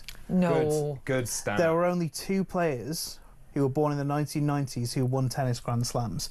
That's how great that previous generation of players was. They completely usurped the entire 90s. Djokovic still is. Well, Djokovic still is, yeah. I mean, he unfortunately retired from his semi-final with injury, but, you know, he's still very much one of the players out there who can cause an awful lot of damage. He's not on and off the court. On and off the court, yeah. And of course, he's now teamed up with Andy Murray, who's one of his coaching staff. Yeah. Which feels ridiculous that is the case, but that's you know that's 2025 for you. I mean, it's completely unexpected. Well, absolutely right. So that's the Australian Open, the finals weekend. Also, let's move on to a city, and Pep Guardiola.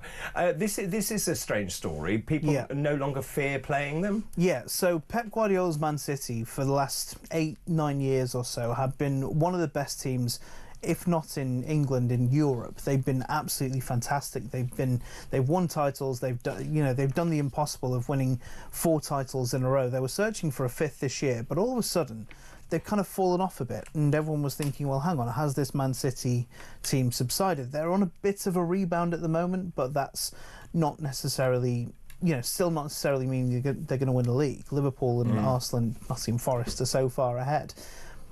But it brought on to a bit of an interesting question for me. Is there a real fear factor for teams going to these big clubs anymore? Because anyone can kind of beat anyone. We've seen that this season. We've seen Forest winning at Anfield. We've seen Villa at Arsenal last week, only, holding them to only winning a point. So it begs this question. Is that fear factor still around, not just for Man City, but in general? Do teams feel more comfortable going away? Because if you think back to the older football stadiums have very cramped, very tight tunnels.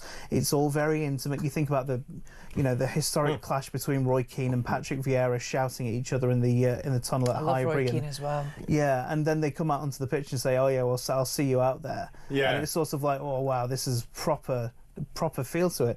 And now it's kind of like all these big grandiose kind of tunnels that isn't really sanitized. Yeah, I was about to use that exact word. It's very sanitized. So I just don't feel there is that fear factor between clubs as there was, say, 10 years ago, or even 20 years ago. Or I don't know, or is it that actually there's the arrogance of youth now? I don't know whether they expect to do well, whether we were talking about this earlier, whether you have any self-doubt. Maybe that's gone. Well, this is the thing as well. These young footballers who are playing football nowadays, they've been told their entire lives that they're wonderful, they're special, they're the greatest ever. And then all of a sudden they get to this top level and they're kind of not. So they don't really fear the other team. They more fear the mental health aspect of things, which is why we're having this mental health conversation with Man sport. City still have Haaland, though, do they not? They still have Haaland. They're missing arguably the best player in the world, the player that won the Ballon d'Or last year. No, Rodri. Their central midfielder. But it says where football is that their central midfielder is the greatest player in the world and the one that's winning the awards, not the superstar attackers. Very quickly, I can't quite believe this, but it's 30 years since Eric Cantona's famous Kung Fu kick. Yeah, and this was... 30 years? 30 years. 30 years, yes. And I will say, by the way, it happened before I was born. Thanks. I'm sorry. It's my 30th anniversary this year as well, so if that makes you feel better. So Not doesn't. Great. No, not really.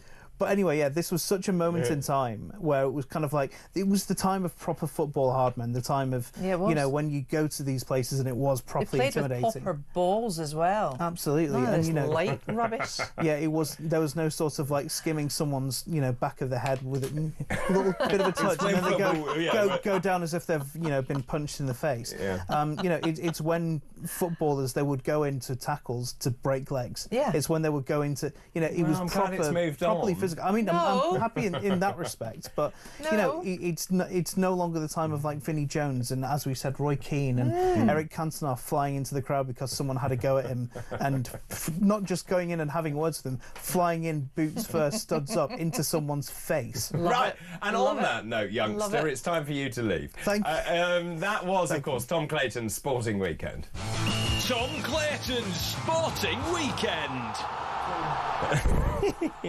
Lots of messages coming in, and good morning, David. Great show as usual. Thank you very much. Claire Muldoon is right. Who are these people voting SNP? 17 years of absolute destruction of this beautiful country. We voted reform, get the SNP out. I tell you what, you made a comment, I think, about removal.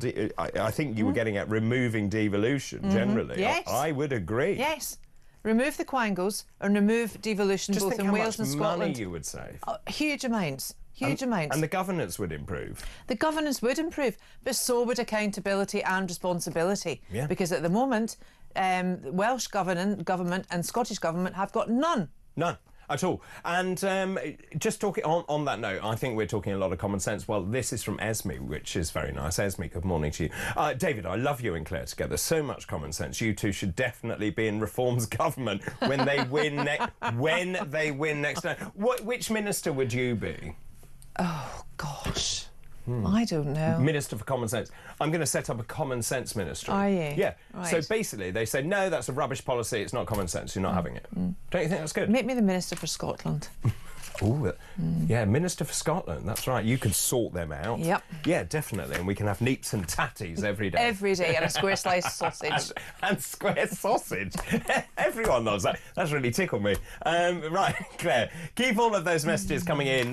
So the headlines this morning, Daily Mail, Labour taxes leave firms in a dire situation.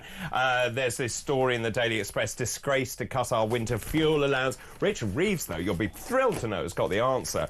What Britain needs, though, is a dose of Trump positivity. Do you agree that that is the solution, to be more positive, Trump positivity, and that will solve all of Rachel Reeves's ills? Well, I would suggest, Rachel Reeves, you shouldn't have talked the economy down before. You shouldn't have actually imposed huge tax burden, and you shouldn't have frightened companies generally, which is why they're not investing and why they're leaving. She also needs to use a calculator. That would yes, help. That's a good idea. And, yeah, use a calculator. Keep all your messages coming in, please. 0344 499 1000. Those calls charged at the national rate. You can text the word talk in your message to 87222. You can message us on X as well at talkTV. After the break, we're going to be talking about the latest transatlantic talk, Trump starting as president, and of course illegal immigration and what they're doing about it.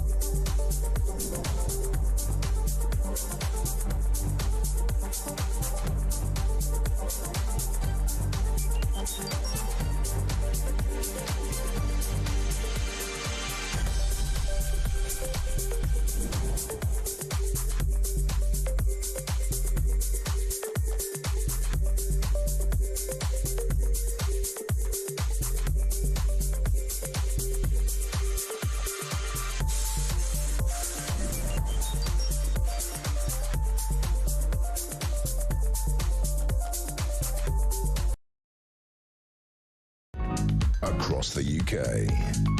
On DAB+, on YouTube, on the app, on your mobile. The home of common sense. This is...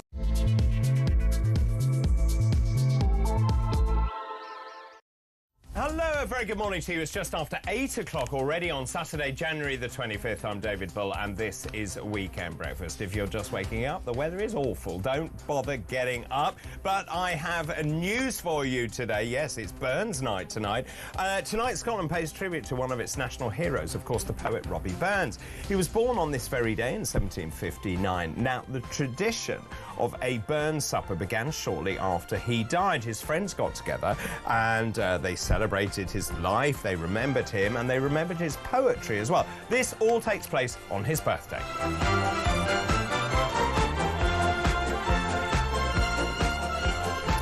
Also, now, you celebrate Burns Night, of course, with haggis and neeps and tatties, and you, I mean, it's a whole fiasco. And, of course, you drink whiskey. And talking of whiskey, it's Irish Coffee Day today, a day that celebrates the hot caffeinated drink with a very special ingredient, Irish whiskey.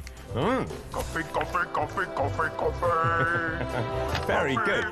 And also, today is Opposite Day, a day when people say and do the opposite of what they normally would. It's a fun holiday celebrated by children.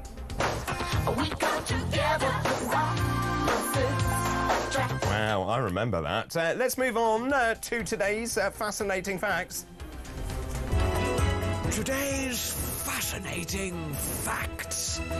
So, some new ones for you this hour. On this day in 1627, it was the birth of the Honourable Robert Boyle, one of the pioneers of modern chemistry and physics. On this day in 1919, it was the founding of the League of Nations, the forerunner of the United Nations. It was the first permanent international organisation whose principal mission was to maintain world peace.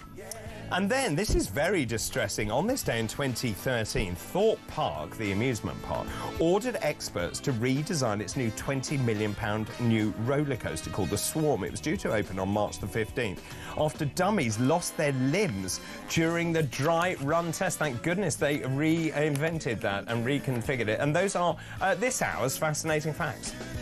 Weekend mornings we're taking flight with David Bull, everything feels right. Weekend breakfast, shining like the sun. A very good morning to you. Just after 8 o'clock, Saturday, January the 25th. I was talking there about Boyle, Robert Boyle, the birth of the Honourable Robert Boyle, one of the pioneers of modern chemistry and physics. This morning at some ungodly hour, I was thinking, I know about Boyle's law. I was taught about that at school. It's an empirical gas law that describes the relationship between pressure and volume of a combined gas. If you remember, the absolute pressure exerted by a given mass of ideal gas is inversely proportional to the volume it occupies if the temperature and amount of gas remain unchanged in a closed system. So there you go. That just is a reminder of Boyle's law. Talking of gas and a huge amount of gas, let's just look at those front pages this morning. Politicians saying one thing, doing quite another. Front page of the Daily Mail, Labour taxes leave firms in a dire situation. Just the sheer numbers of firms that are in financial trouble. The number of firms on the brink of collapse has surged under Labour. Rachel Reeves last night warned her tax-raising budget threatens to push many firms into liquidation. A 50% increase in businesses in critical financial distress. That's that headline. There's a big story in the front page of the Daily Express about a couple who lost their winter fuel allowance, couldn't actually cope, had the heating on for 1 hour a day, left shivering in their house, and it was only thanks to someone who was very kind, an American reader of the paper, who gave them £500. And Rachel Reeves says she's got the answer. Yeah, the answer, apparently, even though the government has constantly talked down the economy, the £20 billion black hole, then the £40 billion, the tax rises, the fact is there is no money. We've got all of these economic situations that have been imposed on us. Rachel Reeves says, well, the answer is Britain needs a dose of Trump positivity, according to her. Britain must learn from President Trump's positivity and be more optimistic if it's to revive the animal spirits. I'll tell you what you need to do, Rachel Reeves, is put the country first, which is actually, and there's a very strong picture as well this morning, which is front page of the Telegraph, which, if we can just show you that as well. Donald Trump very much has put the American public first, and the front page of the Daily Telegraph is migrants being put onto a plane. These are migrants being repatriated to Mexico, and this is the front page of the Telegraph this morning, which shows those migrants being lined up and being put onto a plane. That is the kind of response and leadership that people want to see in this country. Let me read this. Martin in Gloucestershire. David, I haven't turned my heating on in my damp council one-bedroom bungalow. I have COPD, which is chronic obstructive pulmonary disease. I've got heart trouble as well. I live on my own. I've served my country. I'm 69 years old and do not expect to reach 75. I would dearly love to have private healthcare, but it would cost me just shy of £200 a month. I was in hospital just after the New Year for 3 days with heart flutter when my heartbeat went up to 200 beats per minute. I was moved into a corridor along with many others because they needed my cubicle. I was then told I would have to sit in a chair because they needed the bed. And I was pushed into a large office where beds had been put between the office desks because there was no room in the corridors. I was then told I had to go home because they needed the chair. Whilst there, my shoes had been lost. I had to go home in a taxi without shoes at 3 in the morning, which in fairness they pay for. We are now in a third world country. May your God help us. That's Martin in Gloucestershire. That is a disgrace. It's an utter disgrace. Martin, thank you for your message, a very heartfelt message there as well. We're talking about the SMEs really struggling. I just don't think the Chancellor and the government understand what is going on.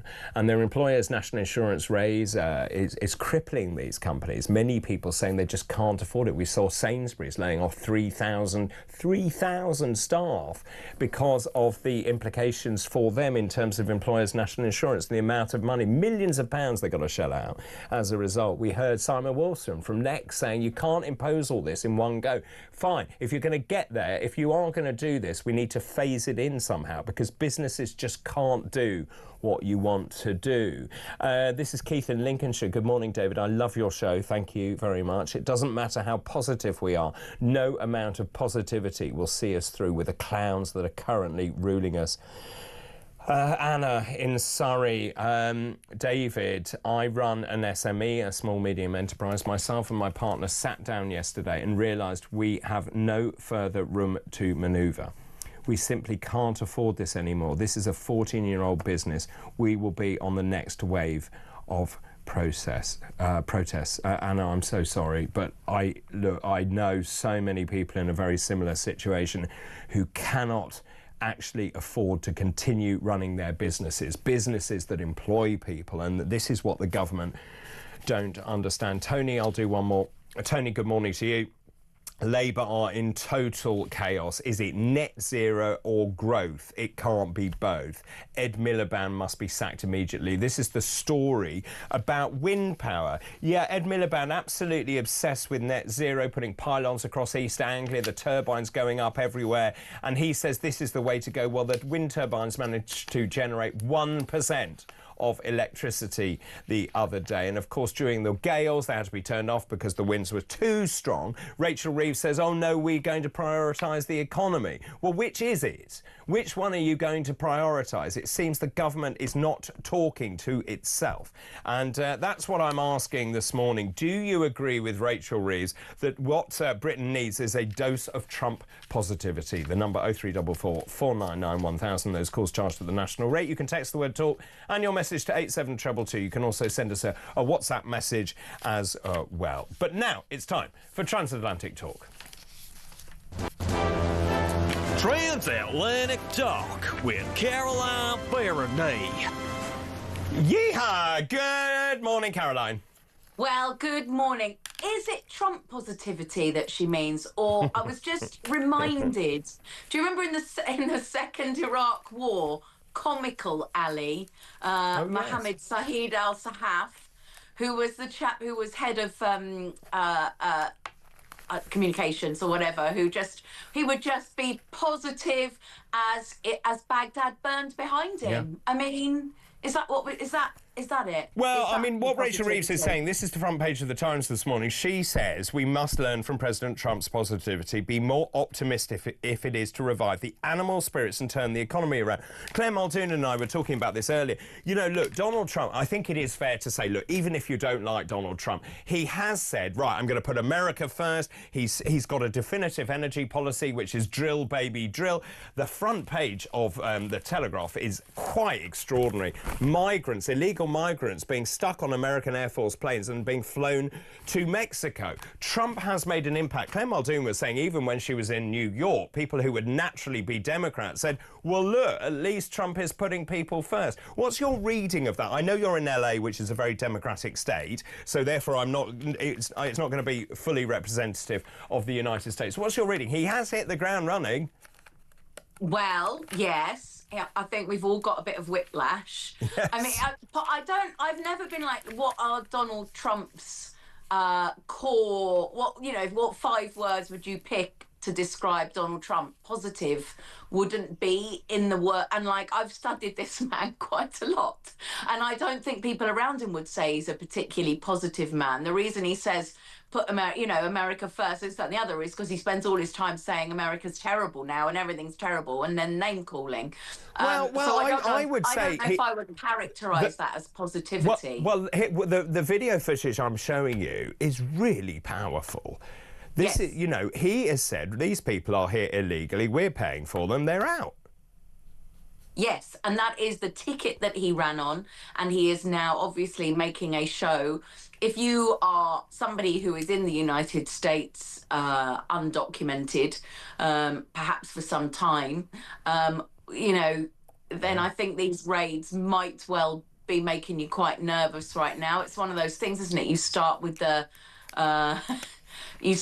people who, this one's a criminal and this one's right. It's very easy to find that and then expand it. But I mean, the thing is, look, you and I know that, let's take LA, there are a lot of people there who have sort of arrived illegally, who are used as the workforce in LA. They're paid cash in hand, so they never were there legally. And I suppose what he's done, and I would say he's positive, you know, his message to America was the golden era of America begins now. We will be the envy of every nation. Certainly from European standpoint, the EU deeply worried about what a Trump presidency means for them. Yeah, so for instance, just north of LA, Ventura County, that really is kind of where all the food comes from, an enormous amount of food. And there's an enormous amount of farm workers who work there. And so America, has to consider whether it will have a problem if it cracks down completely on undocumented workers. But yes, those are very powerful pictures. But honestly, he was inaugurated on Monday. Yeah. You'd expect at this point us just to be reflecting, saying, oh, what a ceremony that was. Look at Melania's hat, just generally. But instead, so much has happened since then that in those few days since then, as I said, there's all of these executive orders. So I'm not saying that any of these things happening. So these are executive orders where he's rolled back, for instance, policy on artificial intelligence. He pardoned the January 6th rioters in a blanket pardon. He's attempted to end what's called birthright citizenship. If you want me to explain that, I'm right here for it. Yes, we mentioned, please do, because we mentioned this earlier, and I don't know how I feel about that. Yes, I think that's the point, is it's all well and good to argue the pros and cons and that to be put in front of the decision-making body and them to vote on it. That's where laws are supposed to be made. It is something, it's one of those things that is different to the UK, a bit like guns, but is enshrined in the Constitution. So as you know, they're like, it's in our Constitution, and that is the holy grail of laws, and then, things might get changed, but there is this constitutional birthright, that if you are born in the United States, that you are a United States citizen, and that isn't the same in the UK. And the pros and cons of that, I think, are reasonable arguments on both sides.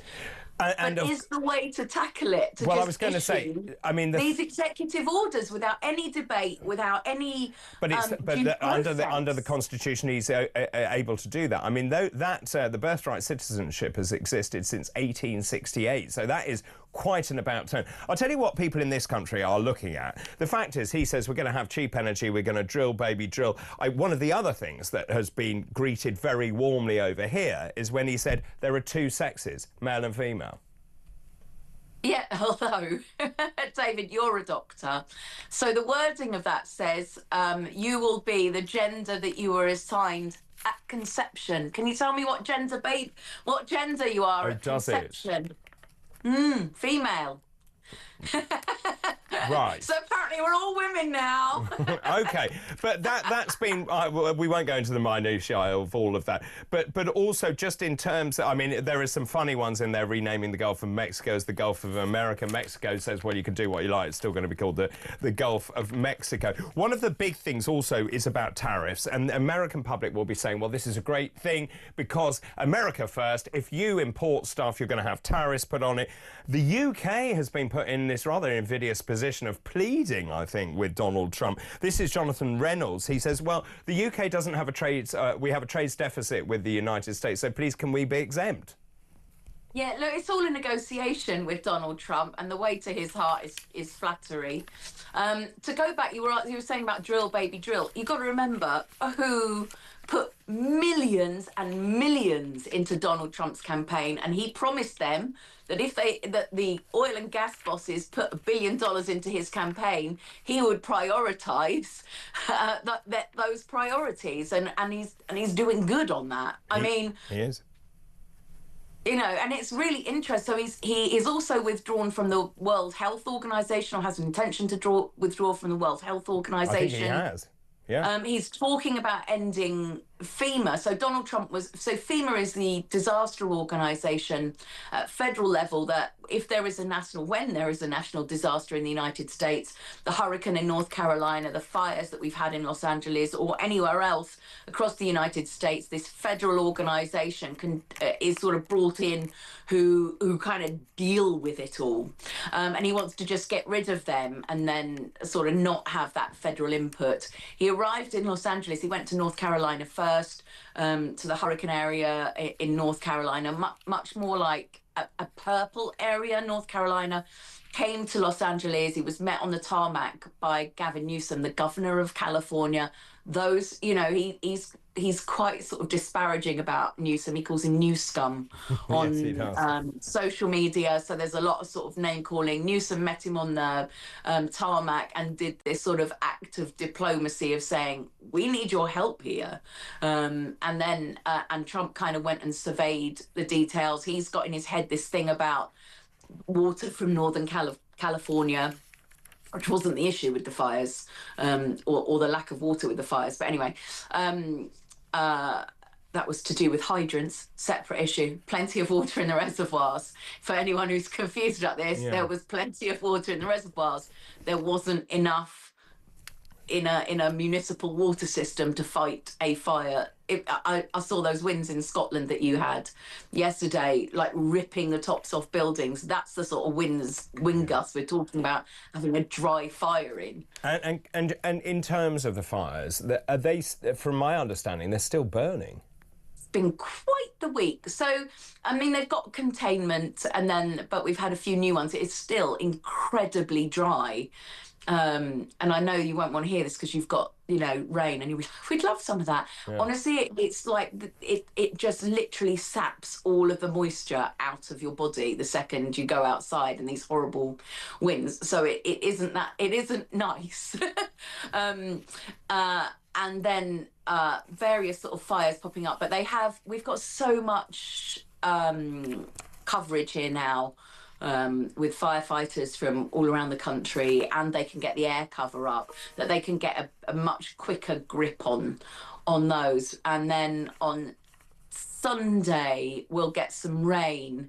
This is where it gets... yes, you say that, but having driven over to the areas, it's very steep. And now there's nothing holding the soil together. So that there's this, they're handing out sandbags and everything because there's this real risk of landslides in the areas where the burn scars are. Some years ago, 2018, so recent memory, something like 28 people died after the Thomas fire in Santa Barbara County when there were mudslides through Montecito. So it is another real danger. But from what I can see, what's being kind of forecast rain-wise, it's not quite the sort of torrential rains, hopefully. Hopefully not. It's a little bit. Should we finish on sort of something more positive, which is the latest Academy Award nominees being announced? Yeah, so, you know, Hollywood ploughing ahead with Hollywood things, and I'm sure they'll do their bit for the fire victims and stuff, but the Oscar nominations came out this week, so if you want to spend a bit of time seeing some of those movies before the Oscars on March the 3rd, it's a really interesting year because there's no really obvious front runner, and there's some quite interesting movies. Amelia Perez has a record number of nominations, as does Wicked actually, with 10. Amelia Perez, I think has 14, might be 13, somewhere around there. Obviously, the Brit we're rooting for, Cynthia Erivo, she is magnificent in Wicked. She really is. She's a masterclass in it. And she could be, with that nomination, the youngest. Do you know what an EGOT is? An Emmy, a Golden Globe, an Oscar and a Tony. Wow, it's a very rare group of people, a very small select group of people, and she has 3 of the 4. So if she does win the Oscar, she would be the youngest member of the EGOT, you know, all 4 winners. But she is up against Demi Moore, and although Demi Moore isn't the favourite, I would keep an eye on that, because the way that they vote, they love a comeback story, don't they, in Hollywood? Everyone loves that, the golden era of Hollywood. Caroline, really good to talk to you. Caroline Faraday, today's Transatlantic Talk. Transatlantic Talk with Caroline Faraday.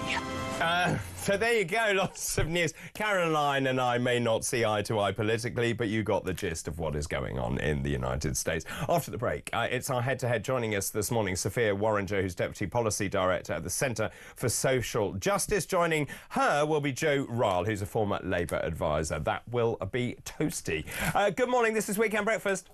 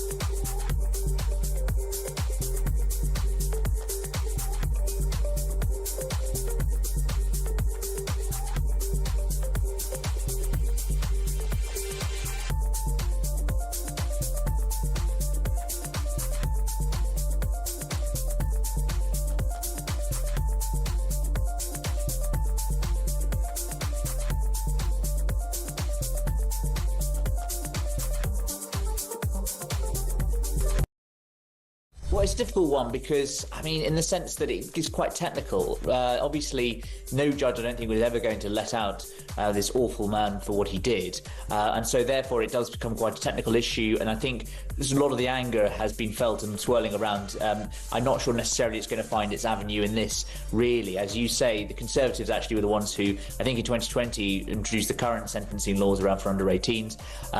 This Axel Ruder-Cabana has been given 52 years. It's unlikely he'll ever be let out of prison. I imagine there'd be a huge storm when there was.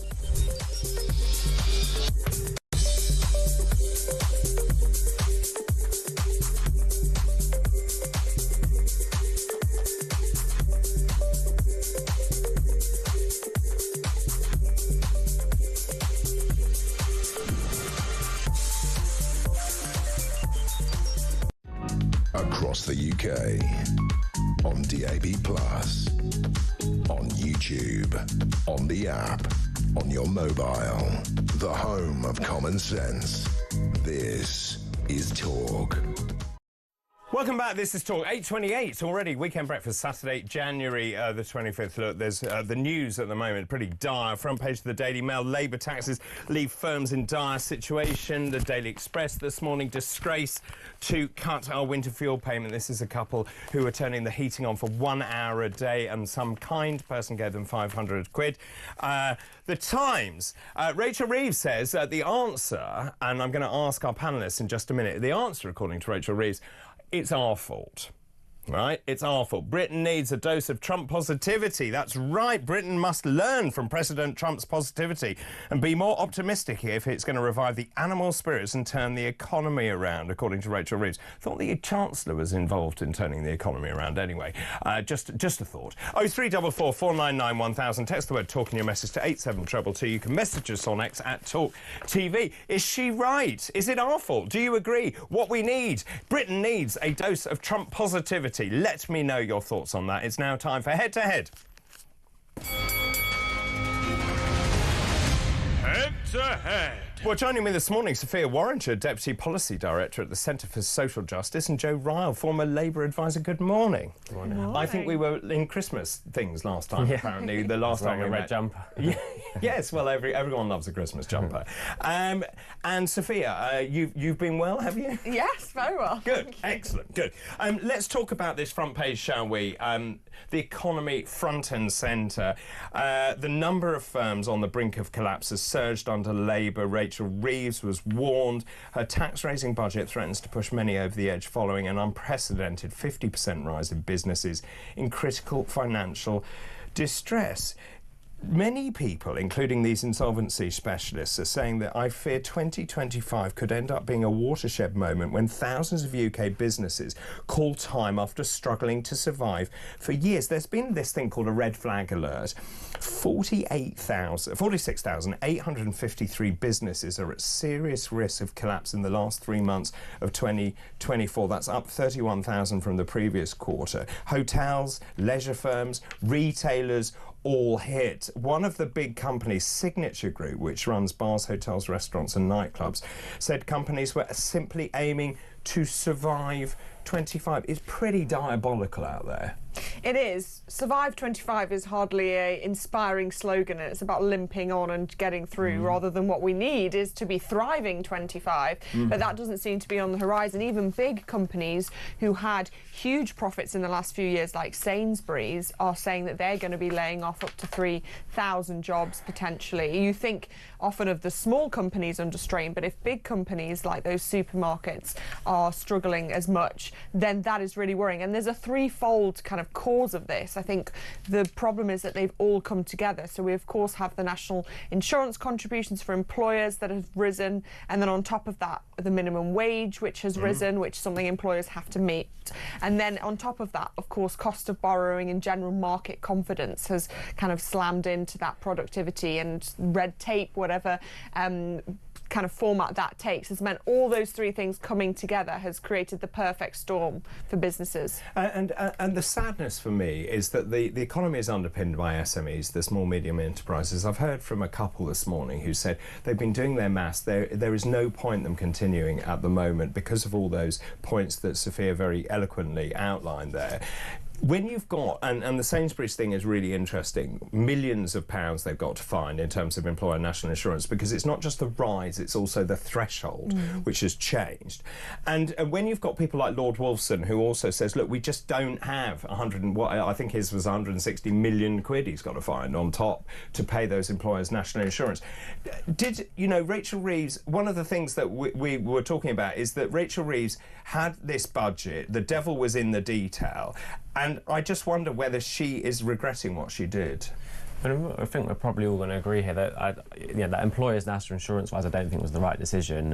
It's not where I would have gone to look for that money. I do think actually we need a wealth tax in this country. I think that's something we haven't had.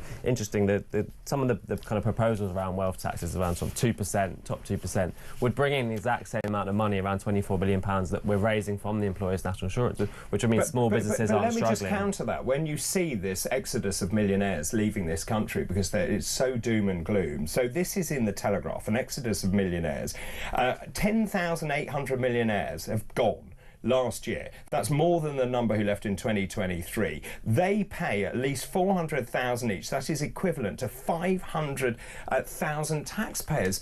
Taxing the wealthiest. Remember, these are the entrepreneurs, the business creators, those people that employ people. I just don't understand that. Isn't that the politics of envy? I think the reason why people are leaving is because the country is struggling. I mean, like, public services are on their knees. They have been for a long time.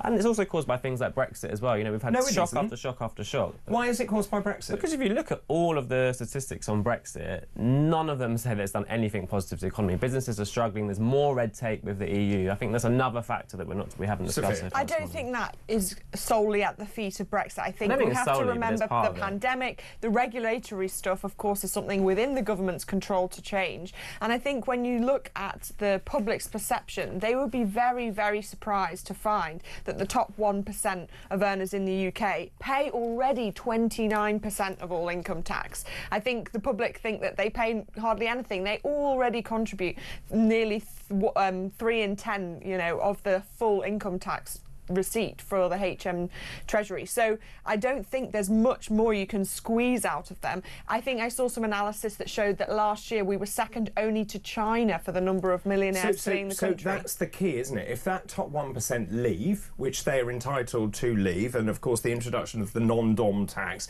and the regime that is changing, people are thinking, well, why should I come to the United Kingdom? If we lose that and we lose the 29% of our income receipts, that is pretty detrimental to the country. I think a small wealth tax on the top 0.5%. What's a small? Well, there's different proposals, but there's one. If you have wealth over £10 million, you could have a 0.5% tax on that. It's not very much, you know. And we've got to remember, since the COVID pandemic, the millionaires and billionaires have like trebled or quadrupled the amount of money they've earned, and it is a problem. I think it is a problem that the top 1% in this country have the same amount of wealth as 50% of the country. That is a problem, and I think we need to address that. But they pay over and above in tax, so it's and they're paying for the NHS. They're paying for schools, aren't they? We're all paying for that. But they're paying disproportionately large amounts. But I think there's also other nudge things that have happened of why the rich are leaving the country. Things like the private school tax. Obviously, the super wealthy can pay that. I'm not saying that they won't, but I guess it's that feeling of fairness or feeling of is the country behind them that has caused them to leave, because they're thinking, well, there's not much kind of optimism here, I'm going to look elsewhere. And just in terms of that, Rachel Reeves says, look, what Britain needs is a dose of Trump positivity.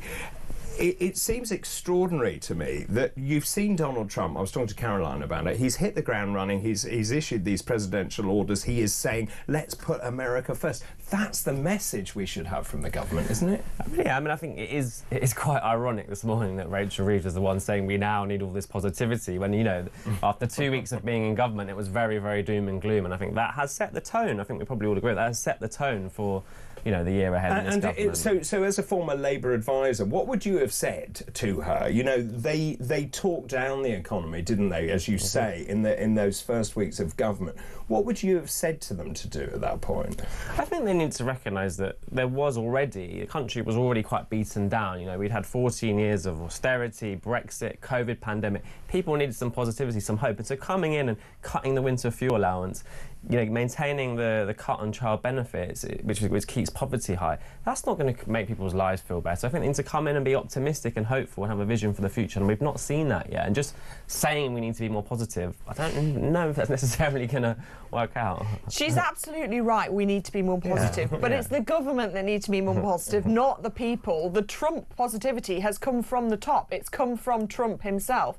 And I think the problem here is they've put politics, trying to pin all of the situation of the country on the previous government before what was best for policy. And so the Chancellor not coming out with that confidence, the shouting from the rooftops that she said is so important, has made the markets go into turmoil because they don't understand the vision of Britain which the Chancellor and her team are trying to sell. So I think, yes, we need Trump positivity, but it needs to come from Reeves. It's not from the people. OK, let's pause for the moment. Sophia and Joe will return after this break. This is Weekend Breakfast. Good morning.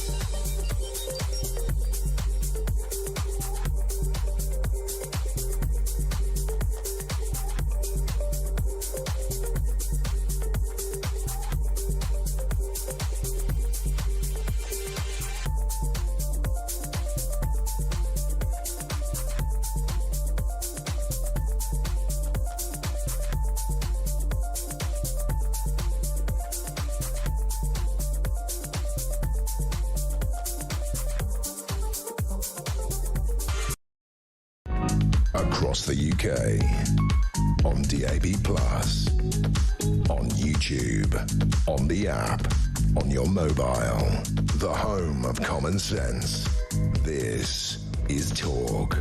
Welcome back. 8:40 Weekend Breakfast, Saturday, January 25th. I'm joined by Sophia Warringer, Deputy Policy Director at the Centre for Social Justice, and Joe Ryle, who's a former Labour advisor. This is the front page of the Times. I just want to stick on Rachel Reeves here. Rachel Reeves, obviously, she's been in Davos, she's been selling Britain, and there is this miscommunication. Joe mentioned this, you mentioned this, that the fact is that they don't seem to be giving us much positivity. Both of you talked about this.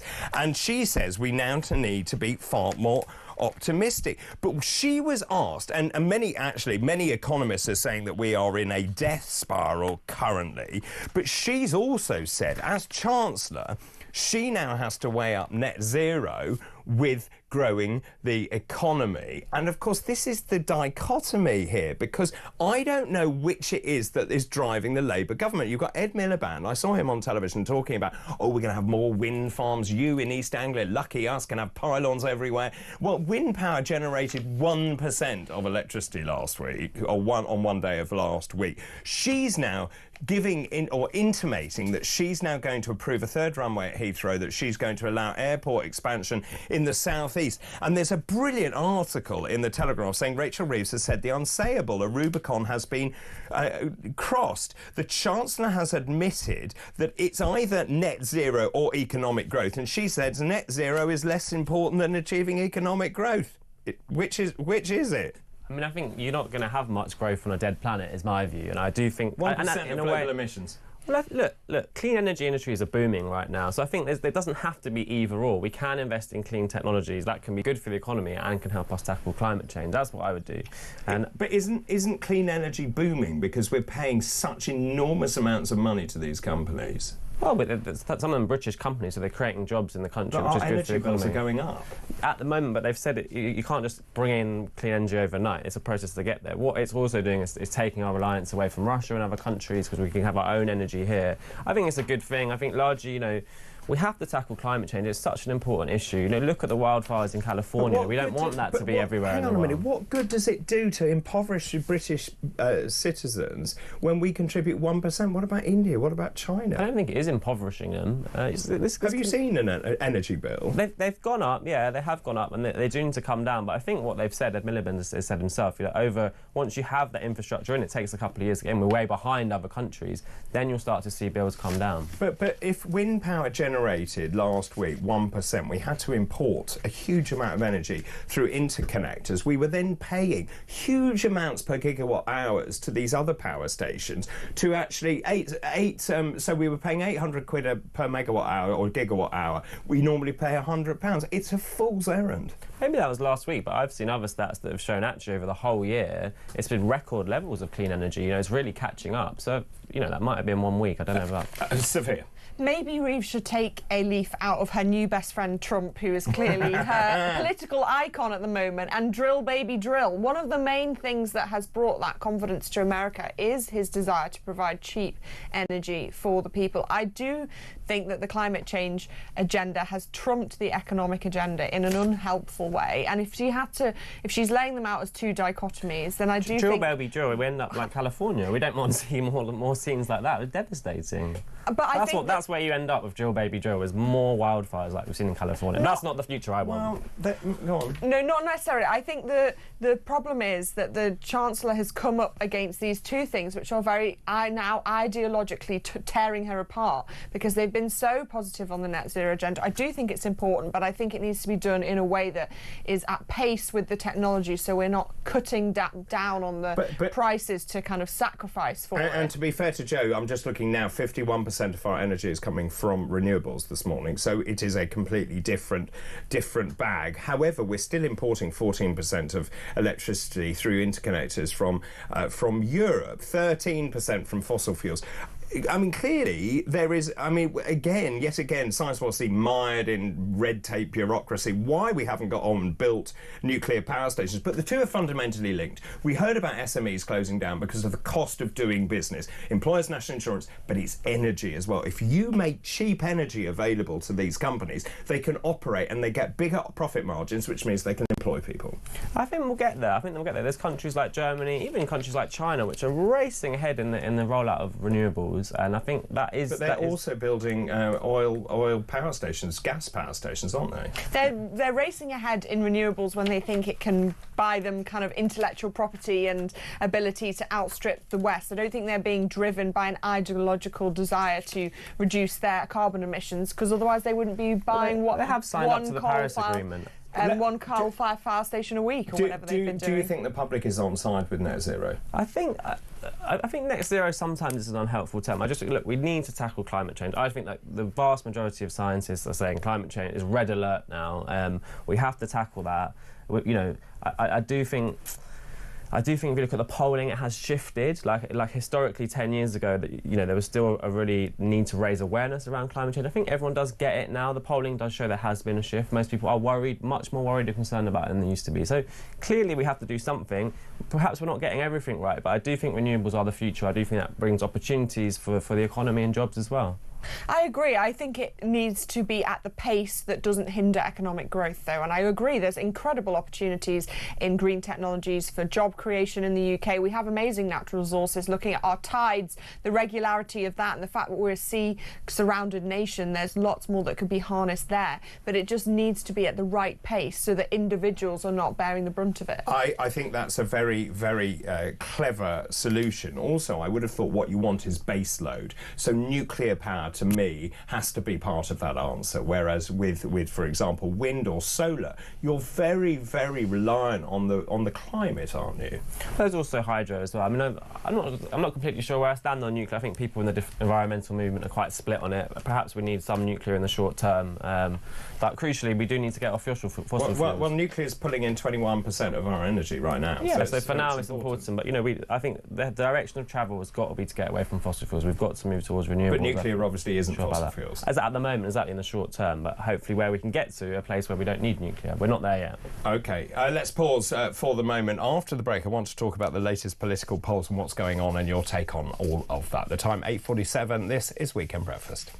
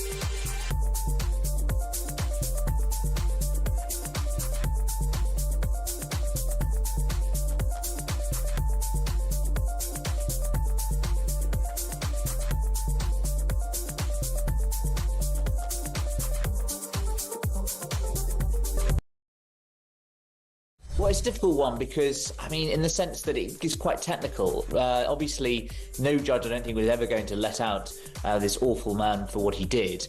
And so, therefore, it does become quite a technical issue. And I think a lot of the anger has been felt and swirling around.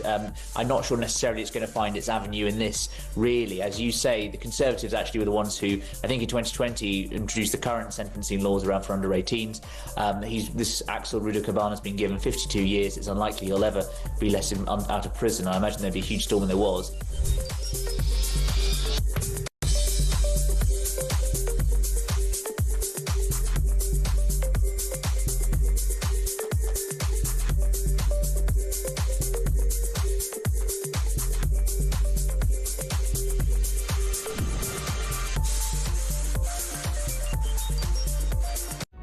Across the UK, on DAB+, on YouTube, on the app, on your mobile, the home of common sense. This is Talk. Welcome back, 8:50. This is Talk Weekend Breakfast, Saturday, January the 25th. I've got Joe and Sophia with me. We're just talking about the latest news. Now, this is a new poll. This is a new poll that's been carried out. Let me show you this poll. Reform UK has topped a national opinion poll for the first time. This is Nigel Farage's party. And here is the poll. What it shows is Reform is now in the lead, according to this poll, at 26. The Conservatives have leapfrogged Labour to 23, Labour at 22, the Lib Dems at 12. Now, there we are, there's the poll for you this morning. That is Find Out Now, 26 for Reform, 23 for Conservatives, 22 for Labour. So some huge shifts going on there. 26% of Brits backing Reform UK. Let's translate that into a map now. Here it is of the United Kingdom. Wow. Currently, Reform UK has 5 members of Parliament. It got 4 million votes, and due to the quirks of our electoral arithmetic, it ended up with just 5 MPs. But as you can see, the light blue, which is Reform here, is pretty significant. The other thing that I think is worth just noting about that map is it is widespread. It is not localised. It's not in one specific area. Joe, what spin are you going to put on that? Well, I mean, I'm not surprised that people are fed up with the 2 main parties, Labour and Tory, so I'm not surprised that people are looking for alternatives. I would say I do think the public need to be a bit careful for what they wish for, because I don't think, if you look at the kind of policy agenda of Reform, I don't think they're really talking about policies that are going to help ordinary people very much. Why? I mean, things like insurance-style system for the NHS, which would be a privatisation of NHS. Well, they're not, because I wrote it. Well, Farage even said a couple of weeks ago that he hasn't ruled out changing the way the NHS is funded. That's different. Well, no, that's going down the route of not publicly funded NHS free at the point of use, which I think everyone wants. That's one thing. Well, OK, the current policy is to remain free at the point of use, but just telling you. Yeah, well, we'll see. I don't believe it. I mean, I know Farage, the leader, has said things in the past about insurance-style NHS systems. Why are people going to vote for Reform then? Well, I don't know. I mean, I'm not completely... Because they're fed up with the main 2 parties, I get that, but I'm not completely sure what people think Reform are going to do to make the country better. I mean, I think it will be more continuing to flog off our assets to kind of, other countries. I do think the kind of policies around climate change, I think, are going to be a disaster, some of their policies. Well, it's to scrap net zero, it's to deport people who are here illegally. Those are 2 of the big policies that people welcome. Yeah, everyday people in Britain are struggling to, have enough wealth to live a good quality of life. They're struggling to get on the housing ladder. They're struggling to get appointments in it. So I don't really see any solutions from Reform at the moment that are going to make those things better. So I do think the public need to be careful for what they wish for. I think it's really clear that the public want change, and I think the fact that the 2 major parties very close together, there's not 23%, 22%, they've both gone down by 2 percentage points since this last time the poll was done at the beginning of January. They're being put by the public in the same bracket. They're being seen as fairly interchangeable, but Reform is offering something different. The question of whether it can deliver something different, of course, is a different question. But I do think this is an example of where Farage has benefited from his spat with Elon Musk. The fact that he made that decision to distance himself from people like Tommy Robinson has moved, I think, in the public perception, the idea that Reform is a serious party that will have parameters around it of who and who can't be a spokesperson or affiliated with it. People don't want extreme politics, and I think Reform is moving more into that space where they're not being seen as the extreme kind of agitators. They will have to put forward a very detailed policy proposal. The strong borders, the net zero, of course, as a top level is very appealing to a lot of people, but the detail of how it's got there, of course, Conservatives don't have any detail on their policy plan either. They've still got priorities that are in principle form only. So I think over the next year or so, it will be Reform and Conservatives hashing out the detail of what they promise to deliver for the country that will make the difference on how people vote in the next election. And just from your experience, do you think Keir Starmer will be concerned by the polling? I think Labour should be very concerned at the moment. Yeah, I think people have, in many cases, already given up on them, which is extremely concerning. And I think there is an incoherence at the centre of government at the moment. It's not clear what their vision is. They're bringing in some policies under some areas, but no one quite knows what the big vision is. Where are we headed as a country? I think they're in real trouble. I think if they continue to poll where they are, I think they're going to have to look at making changes in the future. Do you think Labour knows what its vision is? No, I don't think they do. No, I think in all different policies there's incoherence. They're talking about climate change in some cases, but then they're talking about bringing a 3rd runway at Heathrow Airport. It's and this is just one example in one area. There's this incoherence. And just looking at the Conservative Party, Kemi Badenoch did her party political broadcast, which seemed quite an odd thing to do, where she said, look, we got it wrong, which I think many people would agree with. But then you've got people like Lord Frost saying the future for the Conservatives is to do a deal with Reform. That is a problem for many people turning to Reform, because if you do a deal, then surely you're getting more of the same. Well, that is the thing. The Reform want to set themselves up as different, change. They're not filled with kind of disgruntled Conservatives. The more people who come from the Conservative Party and potentially tarnish their name, that might cause an issue for them. But electorally, I think Kemi will have to look at some kind of deal if she wants to try and both. Would she get a deal?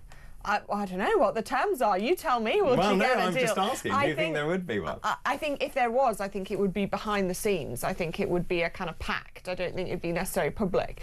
But I think that unless that right part of the electoral system and where a lot of the voters sit joins together, it will never be able to contend with the kind of left side of Labour. I do think there needs to be some kind of coherence there. And yet it's quite interesting that what Reform is seeing is disaffected Labour voters going across, not necessarily Conservative voters. Yeah, they're fed up. And I think the other thing is that we need to talk about the voting system as well. I think this first-past-the-post voting system is so outdated, and I think it is time to modernise that. We're one of the few Western democracies still operating with first-past-the-post. I think we need a proportional representation system, and probably Nigel Farage would agree with me. Yes, I think he probably would. In fact, I think the only person who doesn't agree is Anne Widdecombe, I think, in Reform. Thank you very much to both of you this morning, to Sophia Warringer, who's Deputy Policy Director at the Centre for Social Justice, and also Joe Ryle, who is a former Labour advisor. That was today's Head-to-Head. Head-to-Head. Lots of messages coming in. Ian in Merseyside, good morning. Net zero really concerns me. I feel that the climate agenda will end up with a lower standard of living for the people and paying more for it. I feel that the politicians need to look outside the London bubble. Dan in Kent, if we tax the rich more, they will leave and they will take a third of the government purse with them. Who will you then tax? That's to Joe. OK. This is Stuart in Chester. Why, oh why, should the wealthy pay more tax? Everyone should be paying for what they use in relation to the NHS. That's a really important point. Also, the wealthy pay for the NHS, but they don't use the NHS. So therefore, you can argue that, of course, then, well, they're net contributors to the NHS and to schooling and in general taxation. And the concern is if they leave, where do you get that revenue from? Good morning. This doesn't say. Oh, Maureen. Maureen, good morning to you. I don't know why I was so happy and inspired listening to Trump's inauguration speech. I long for a leader with, I can't say that word, with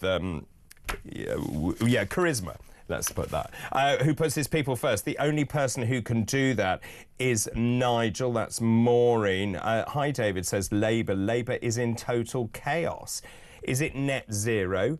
Is it growth? It can't be both. Ed Miliband must be sacked immediately. Good morning, David. This is Rob in Lincolnshire. Good morning to you. I don't for the life of me understand why Reform are only on 26%. Which part of rubbish Labour and rubbish Conservative, that's just disappeared. Which part of rubbish Labour and rubbish Conservative do people not understand? Reform should be on 70% or 80% at least, and the sooner the better. Good morning, Dr. David. I'm not surprised Reform has taken the lead. What we need is a leader like Trump, someone who believes in our country with backbone to stand by their convictions, not this load of clowns that we've got now. Great show, as always. Thank you very much to you, Eleanor, for that message as well.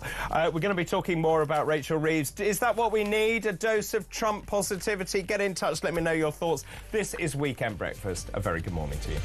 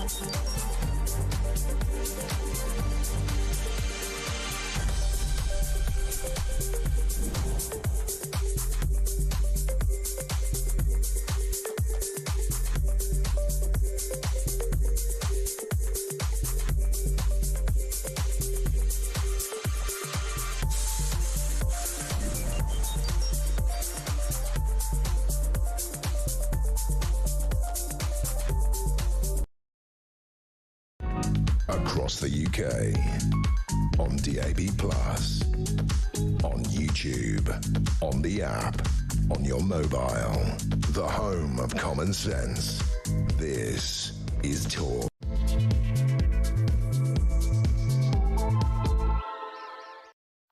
Hello, very good morning to you. It's just after 9 o'clock on Saturday, January the 25th. 3 hours in, 1 to go. Thank you for your company this morning. Great news if you have just joined us. It's Burns Night tonight. Tonight, Scotland pays tribute to one of its national heroes. That's right, the poet Robbie Burns. He was actually born on this day in 1759.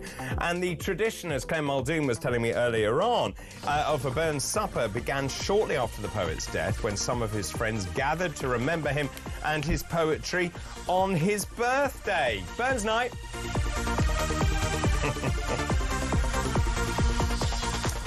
Who doesn't like a haggis? That's what I want to know. Is also, and they like whiskey, so Scottish whiskey, but also keeping with the whiskey theme, it's Irish Coffee Day today, a day that celebrates the hot caffeinated drink with a very special ingredient, not Scottish whiskey, of course, but Irish whiskey spelt with an E. And she pours herself another cup of coffee.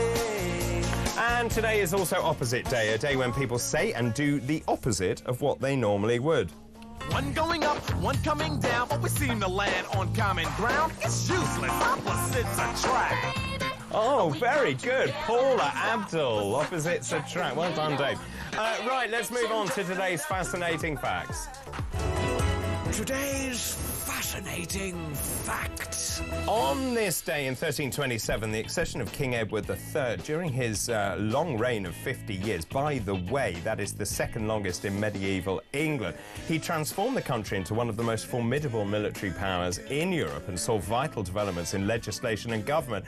In particular, the evolution of the English Parliament. On this day in 1858, Mendelssohn's Wedding March was played at the wedding of Queen Victoria's daughter, that was Princess Victoria, and Crown Prince Frederick of Prussia. On this day in 1911, the Daily Herald was launched. It was the first newspaper to sell 2 million copies. And I remember this vividly. In 1981, the Gang of Four, do you remember? Roy Jenkins, Dr. David Owen, Shirley Williams, Bill Rogers, they split from the British Labour Party to form the Social Democrats. And those are today's fascinating facts. Weekend breakfast, feel alive and right. With David Bull, everything's just right.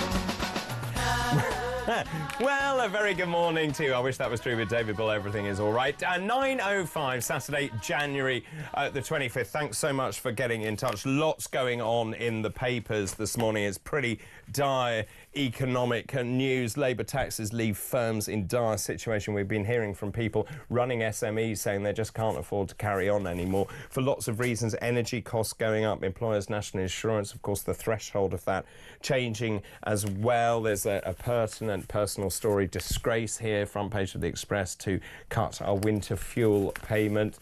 Also, we've got the Times. Rachel Reeves says, well, actually, the problem is ours. Yes, Britain must learn from President Trump's positivity and be more optimistic if it is to revive the animal spirits and turn the economy round. She says we should be shouting from the rooftops about Britain's strengths. We're too polite. We're too apologetic. What? She also says, and this is counter to many economists as far as I can see, there will be 6 interest rate cuts by the middle of next year, highlighting this forecast from Goldman Sachs. She also talks about cuts needed to the benefit system, talking about the perverse system at the moment, because people on sickness benefits can claim more than those who are looking for work. We also talked about this enormous dichotomy at the heart of government. Ed Miliband saying we need to get to net zero, and there is this religious zeal about net zero and making sure we have more wind turbines. By the way, last week, one day, they managed to contribute 1% of energy to this country. At the same time, she's saying, no, the economy trumps net zero over and above everything else. Now, she's definitely changing tack. Here, she is expected to give the go-ahead for a third runway at Heathrow and also expansion to other airports as well. We shall see. That's the front page of the Times. I'm asking this morning, do you think that Britain needs a dose of Trump positivity? Is Rachel Reeves right in that respect? 0344 499 1000. Steve is on the line from Leeds. Good morning. Good morning, Dr. David. How are you? Yeah, I'm all right, thanks very much indeed. I'm very confused by what I'm reading from Rachel Reeves and the Labour government. Which is it, net zero or the economy? Well, my point was about the poll, and it links into that. The poll in the papers. I think the rise of popularity in reform in the polls could spark an early general election. I'll just very quickly explain why. Please. They're rising at roughly 1% per month, right? So in 14 months' time, they could be as high as 40% in the polls. Right. Now, I think the reason Rishi Sunak called an early election was because of the rise in the polls of Labour, and he did it to mitigate the damage to the Conservatives. If he waited another 6 months, he'd have had no MPs. I think in 18 months' time, Sir Keir Starmer will look at the polls, see reform above 30% and think, if I call an election now, we'll end up with a hung parliament. If I wait another 2 years, I'll be wiped out. So I do think that poll is significant in the trend that it shows, and Labour aren't daft. If that gets above 30-odd%, they're going to realise that they're in the same position the Conservatives were. And what do? You wait to see yourself sink, or do you jump ship early and hope that you get a split vote in Parliament and join it with the SNP? So I do think that poll is really significant in terms of the speed of the rise. There were 14% were reform in July.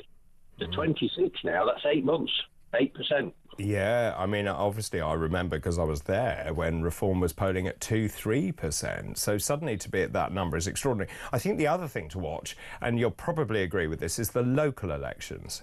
Yes.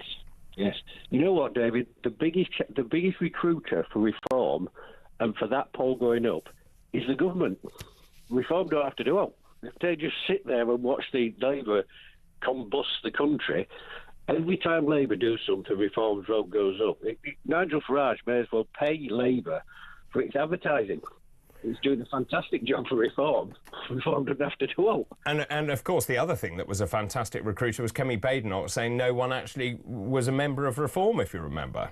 Well, when do we stop saying that a vote for a reform is a vote for Labour? When do we start saying a vote for the Conservatives is a vote for Labour? Well, it's a very good point. What do you make of people like Lord Frost saying, well, the idea now is that what we've got to do is we've actually got to team up. The Conservatives have to team up with reform. Yeah, but that's the Conservatives' belief that they're still a force in British politics, and somehow they're the ones we need to cosy up to. You've gone, mate. You're yesterday's news, the Conservative Party. You should be looking to do a deal with reform and begging reform. Reform don't have to do anything. The polls are showing it. I mean, in the last 2 months, reform has overtaken the Conservatives and Labour. Why does reform need anybody else? Just needs to keep itself doing what it's doing. Really interesting call, Steve. Really fascinating, actually. Stephen Leeds, thank you very much indeed for your call this morning. Let's move on now this morning and talk about the Middle East. Let's just get the latest on the Middle East at the moment. Now, just to keep you up to speed, 4 female Israeli hostages are expected to be released today. Hamas gunmen and crowds have gathered in Palestine Square in Gaza City ahead of the release. Those 4 hostages, by the way, are all Israeli soldiers. As you know, this is the second group of hostages freed by Hamas since a ceasefire was agreed. In exchange, as many as 200 Palestinian prisoners held in Israel are set to be freed. Well, joining me now is Colonel Simon Diggins, OBE, who's a defence analyst. Good morning, Simon. David, good morning to you. So again, here we go. This is the second group of hostages to be released. It's a very significant moment. It is, because it means that the deal is currently still on track. There was a huge amount of effort to make sure that the first release took place last week, but this is the second one. There's a slight change in that I think people were surprised it was going to be Israeli military females being released. There were some civilians supposed to come out first. That hasn't happened. The Israelis are saying this is a minor change to that, and of course they're welcoming the fact that these females have been released at all. So the deal is still on track, but it's still very fragile. And so many things can still go wrong. But it's important that this next stage go on, because it's all about, I won't say building trust, but at least building us a place where these two sides can actually work together, and that's important. And just in terms of this, the following names have been released: Karina Ariv, Daniela Gilbauer, Naama Levy and Liri Albag. What strikes me about this is just the imbalance here. So the release of 4, and I was just saying up to 200 Palestinian prisoners, that's an enormous difference. It is, but one of the number of the people who've been released by Israel are detainees, so they're not people who necessarily have been charged with it as well. I think what's more interesting, and what must be a much more bitter pill for the Israelis, is that there are a number of people who are going to be released both in this deal, this phase of the deal, and also subsequently, who have been convicted of terrorist offences. Now, interestingly, of the 200 Palestinian prisoners and detainees can be released today, 70 of them are going to be moved out of the country. So they're clearly people who Israel don't want in the country, and Hamas recognise their presence is likely to be destabilising for the future. Very similar things happened when the PLO were moved out of Lebanon. There were a number of people who were told they had to move out of the way completely. So that's part of the nuance within this particular hostage release. I'm just reading here, the Red Cross has now collected all 4 hostages and is leaving Palestine Square. There are vehicles driving through throngs of people in Palestine Square with flags waving in the foreground. So the hostages now will be escorted, my understanding is, to the IDF, who will then take them for a medical assessment before reuniting them with their families. The medical effects of this are going to be profound, aren't they? Physical, psychological effects of being held captive. Absolutely horrific. I mean, the ordeal of the hostages, the ordeal of their family is something that I don't. It's almost beyond belief in terms of the horror, and clearly they'll be looking for all the support they can get. I mean, hostage taking, whoever's doing it, is a wicked thing to do, and I think the sooner we can get the hostages back, the better, and then maybe we can get on to the conversation about what the future holds for both Gaza, the Palestinian people, and Israel as well. But the hostage taking and the kind of psychological pressure it places on everyone is a very cruel tactic. And so you said the deal is on track. There are 3 distinct phases to this. The first of those we are in at the moment.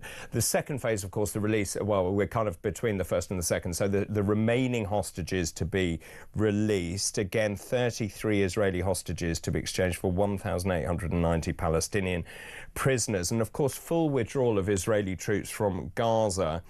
And the third phase, which you alluded to there, which is the reconstruction of Gaza, which is just a very significant undertaking. It's huge. I mean, I've seen one estimate that talks in terms of 3 to 5 years to try and bring it back to a place where it is habitable.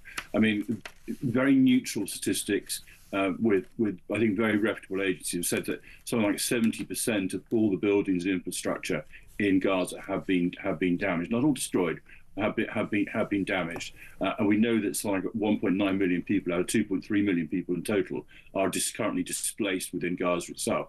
So just simply keeping everyone alive and in good order over the next year or so is going to be hard, and then in the middle of that, if everything keeps going to track. We've then got the rebuilding program as well. So a massive effort, and also that can't take place if there's another outbreak of fighting. You can't be rebuilding a place if there's fighting going on. So these next phases are very, very crucial. I mean, actually, the next small deadline is in a few days' time. 16 days after the ceasefire was supposed to take place, the beginning of negotiations for phase 2 are supposed to take place. And so we need to see that that's going to happen as well. So we've had the first week, we've got about another 10 days to run. And then the next phase, because these phases run slightly concurrently, is supposed to take place. So there's still lots to look out for in terms of whether the deal is on track and whether the very high degree of conditionality that exists with this deal will be met. And just in terms of that, I don't know whether you can comment on this or not, but the change of leadership in the White House to Donald Trump clearly has had a huge impact on the speed of this. Totally. I mean, the kind of basic structure of the deal has been in place since May of last year, and there's genuine credit to Biden and his administration for putting those things in place.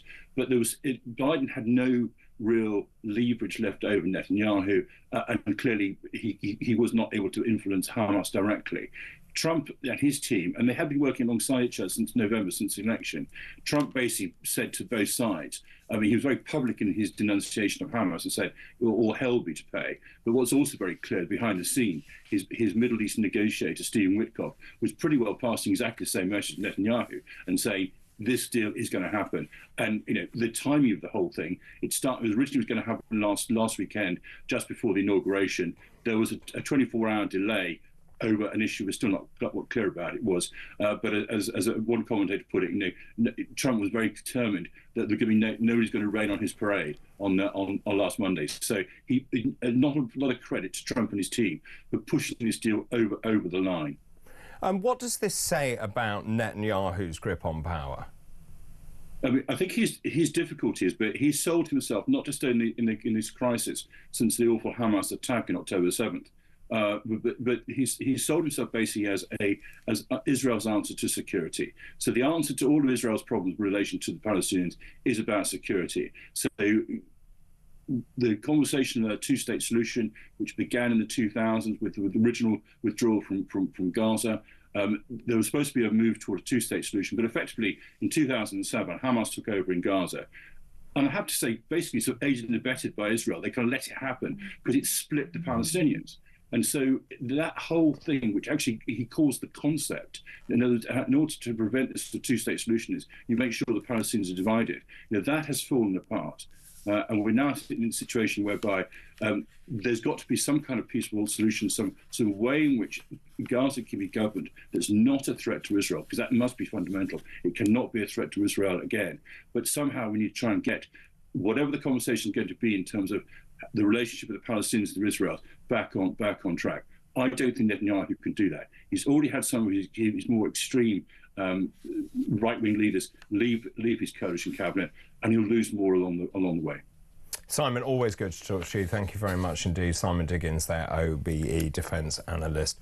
Let me tell you, as the 4 hostages were handed over to the Red Cross in Gaza, joy erupted in a square in Tel Aviv, where family and friends of the hostages have gathered today. There are a huge, large screen showing the exchange live. People in Tel Aviv have been seen crying, smiling and hugging each other as they hold up placards and of the names and photos of those released. So just to bring you up to speed there, 4 female Israeli hostages held in Gaza have now been handed to the Red Cross.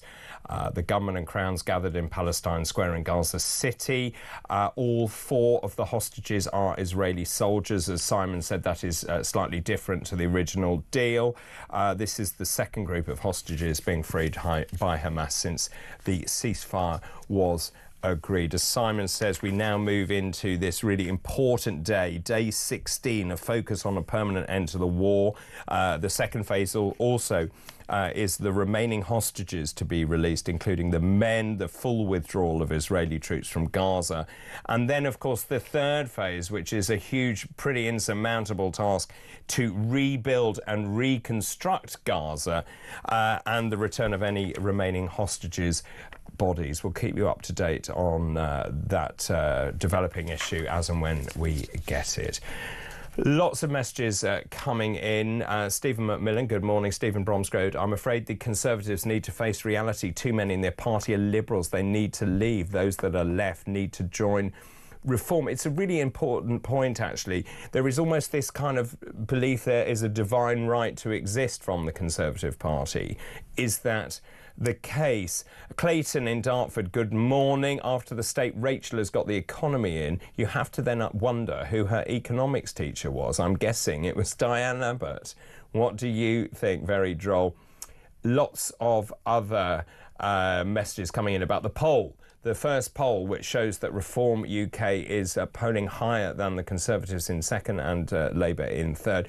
The thing I find shocking, says Ian in Oldham, about the poll is there are still people who say they will vote for Labour. And we were also talking about the front page of the Times, Rachel Reeves saying Britain needs a dose of Trump positivity. This one says, what? The UK being positive like the USA? This is Tash in Sussex. How funny. We're not even permitted to fly our own flags without offending. Let's take a break. After the break, Steve Denyer will be joining me for Steve Denyer and Denyer's Delights. That's all still to come. This is Weekend Breakfast. Good morning.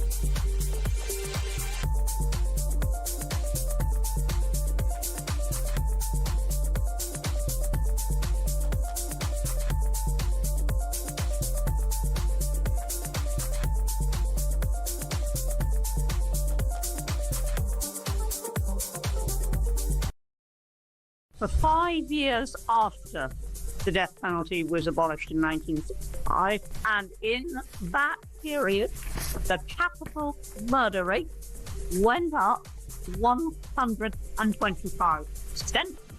The incidence of criminals taking firearms on robberies went up something like, I think, 40%. There was a huge rise that proved conclusively that it had been a deterrent.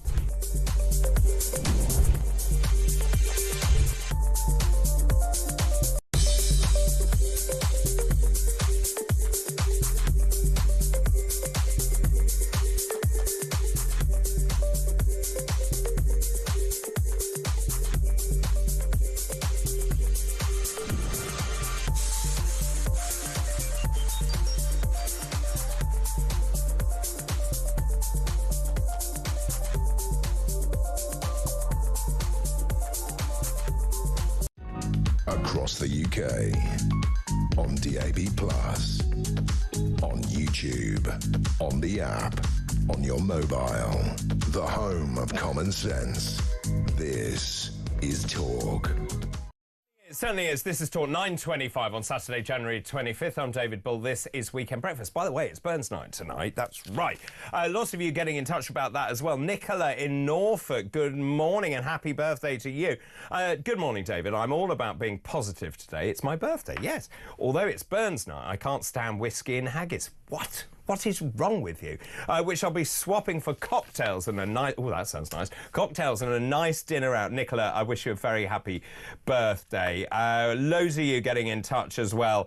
And talking about... Rachel Reeves talking about we need positivity. I'm much more... I agree totally. But the fact is that what Reeves needs to do is to encourage investment into the country and stop talking the country down. Also, what are your thoughts about that? Is Rachel Reeves right in that respect, do we need a bit of Trump positivity? I'll tell you what I think we need is to put the country first. Stop doing things that don't actually help this country. Net zero springs to mind. 0344 499 1000. Text the word talk in your message to 87222. You can WhatsApp us as well. Send us a voice note, whatever you want to do. But now it's time for Denya's Delights. Steve Denya's Entertainment News Roundup. That completely throws me. It's the different Do you like music. it? I'm getting I used love to it. now. I'm climatising with it. Good morning. Good morning. Are you Scottish? So I'm part Scottish. Denya is Scottish and French, apparently. Denya. With the right. Denya. Zut alors. With a Y and not I, because that's tights, isn't it? It is tights, Denya. Those thick tights. That's right. It? 10 Denya, isn't it? 10 Denya, yeah. Show off your legs. Do you like haggis? I tried it once and actually I liked it. Oh, it's lovely. Yeah, it was really nice. Like a kind of beefy shepherd's pie. That's my review. Yes, OK, we'll go along with that. Yes. Interestingly, it's been around since about 1430, and Claire Muldoon was a huge proponent of this. She's very excited about today, isn't she? Very excited. Apparently, it's heart, liver, lungs with chopped onion, oatmeal, suet, spices, and salt with stock, and then shoved into the animal's stomach, and then you show homage to the haggis, and of course it's Burns night, and then you have dancing. It all sounds marvellous. I had it with very up your street. mashed potato, green beans, Neats and tatties. Yeah, exactly. Yeah, trifle for dessert. It's what I have every night. And that was very interesting. Trifle. I love a trifle. Love a very nice. 1970s, isn't it? Well, jelly's back. Is it? Jelly is back. So come on, treat yourself. Treat yourself. I think it's the custard and the cream on top as well. I mean, it's just... Stop it, I'm salivating. I'm really hungry. Can I start by asking you a question?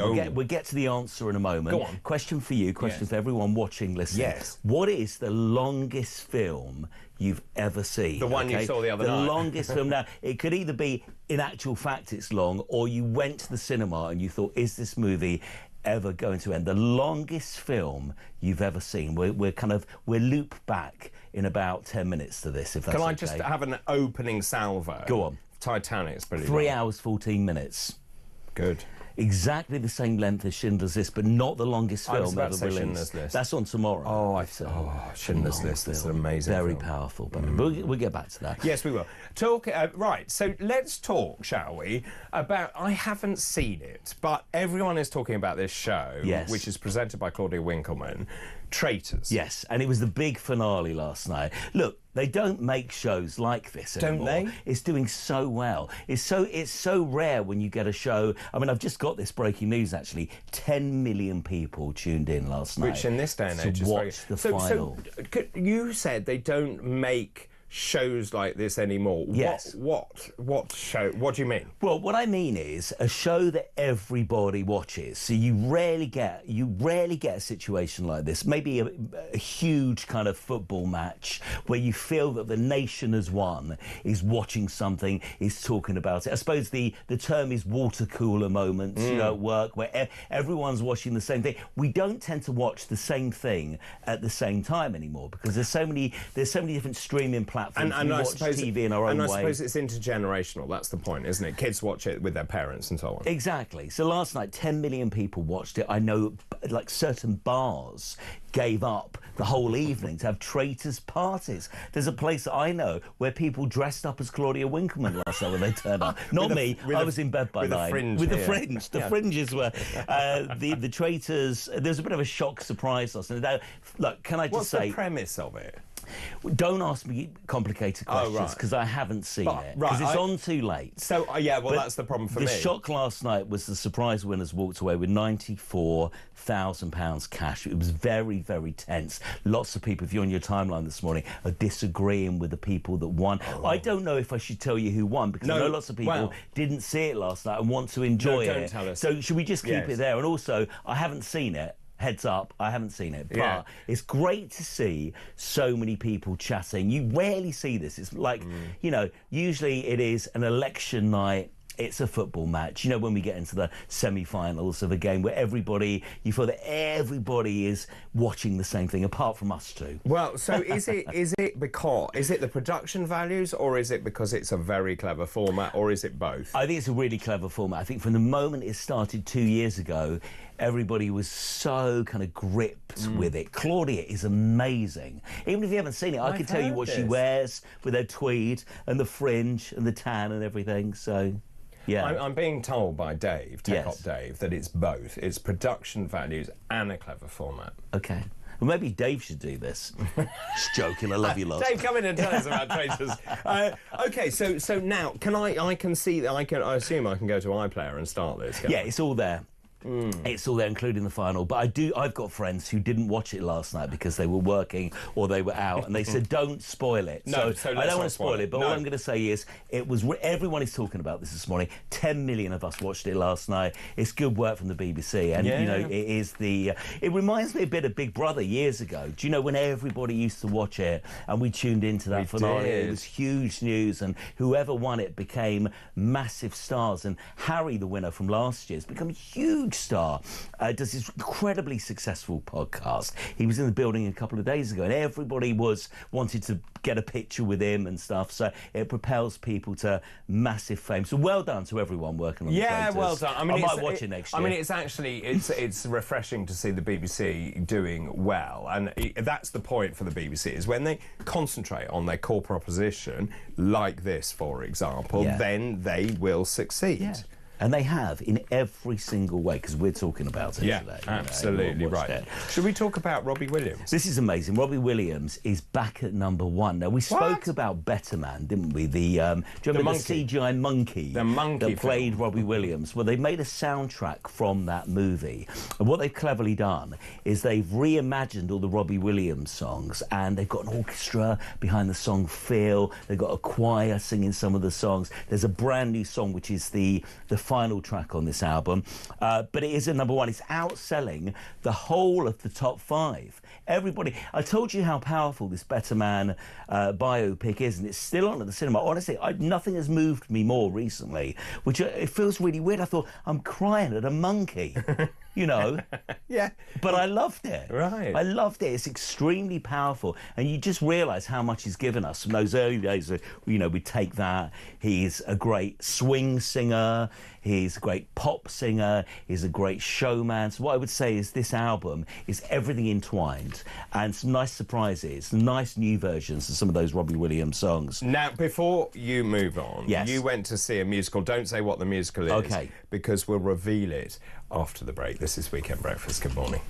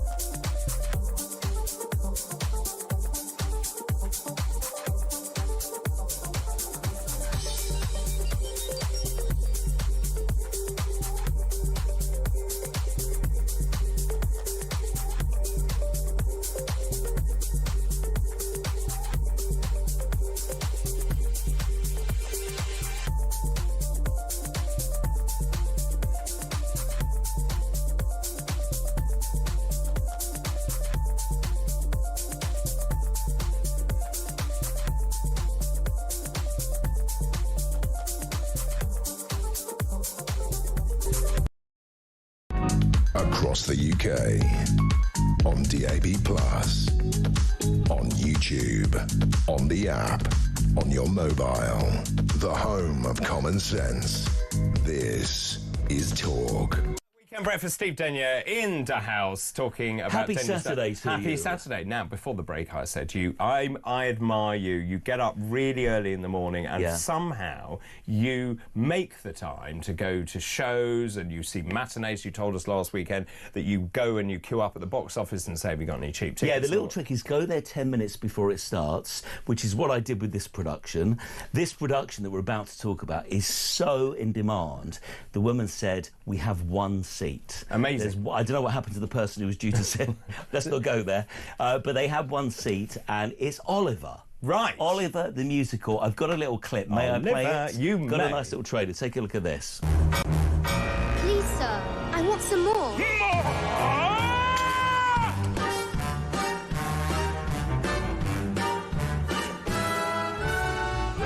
could read our old deal sites if we pick a pocket or two.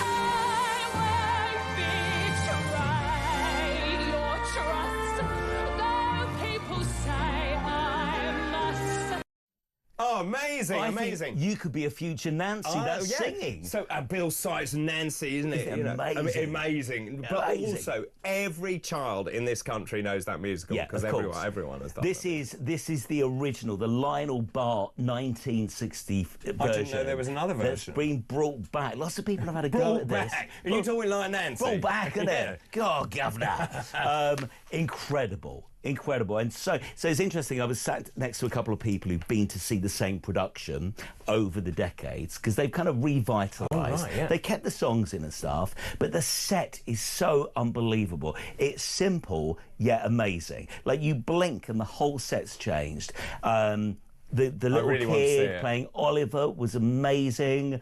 It's a big production. Yeah. And bearing in mind, you know, I turned up 10 minutes before it was due to start. The ticket was £80. Whoa. It is the show that everybody's raving about. There's some great bits of history, like Barry Humphries played Fagin back in the 70s. I didn't know. And so did Russ Abbott in the 80s. Oh, what an atmosphere. What an atmosphere. So this has been brought back. It's very true to the original. You know, I go and see the theatre loads. Yeah. I just thought after seeing this is what we need. This is what we need, a traditional production that is true to its form and yet amazing. So just for my own knowledge, where do you see all these listings? Where do you normally go to know what's on? Well, I'm lucky because I walk around town quite a lot and I see the theatres. Right. And also, if you just Google matinee performances, London West End, and there are lots of different sites and apps that you can belong to where they try and give you discounted tickets. I think the best way is to go to the box office and to physically see where the free seats are, and then you can plot where you want to see it. There's a website as well, isn't there? I think that you can go onto and you look at the theatre and it shows you which seats with restricted views and which ones are not restricted. Yeah, one of the apps that I belong to is Annabelle, which is a cheap ticket site. So take a little look at that. There's also there's a few. Actually, next week I'll list a few for you. That would be really useful. But as I say, I've never used them. I always go to the box office. But as you say, you're lucky you can do that. If you're with a few people, you're going to probably be sat Or a different family. places. I will give this a hefty 9.5 out of 10. It was so good. And the singing is incredible as well. And also, what I love about that is that, as you say, it's the original songs, all the ones I remember. They haven't messed with it. Yeah. And yet it still works perfectly. It works as well as it would have worked 40 years ago. They've kept it true to the form. The songs are amazing. Papa is the first song. It's just great. And that is what I think people are yearning for, those big production numbers and the escapism of that. Yeah, and lots of theatres and lots of directors want to constantly refresh things Fiddle. and change things. But this is the first thing I've seen that I thought I could have seen this 50, 60 years ago. So Brilliant. Can I recommend it? You can. Oliver the Musical at the Gielgud Theatre, which is right next to Les Mis. So it's just off of kind of Rupert Street near Old Compton Street. In the heart of Soho. The heart of Soho. Very nice, very nice. Really good. Movie review. Okay, so here we go then. Yesterday, this is for love of the cause, because I love you and I love this show. I sat through 3 hours and 40 minutes of this movie. It's The Brutalist. Take a look at this. We've got the clip. It's a lie. What? The These are yours, yes? Yes. All of them? Yes. Tell me, why is an accomplished foreign architect shoveling coal here in Philadelphia? I'm afraid it is not so simple.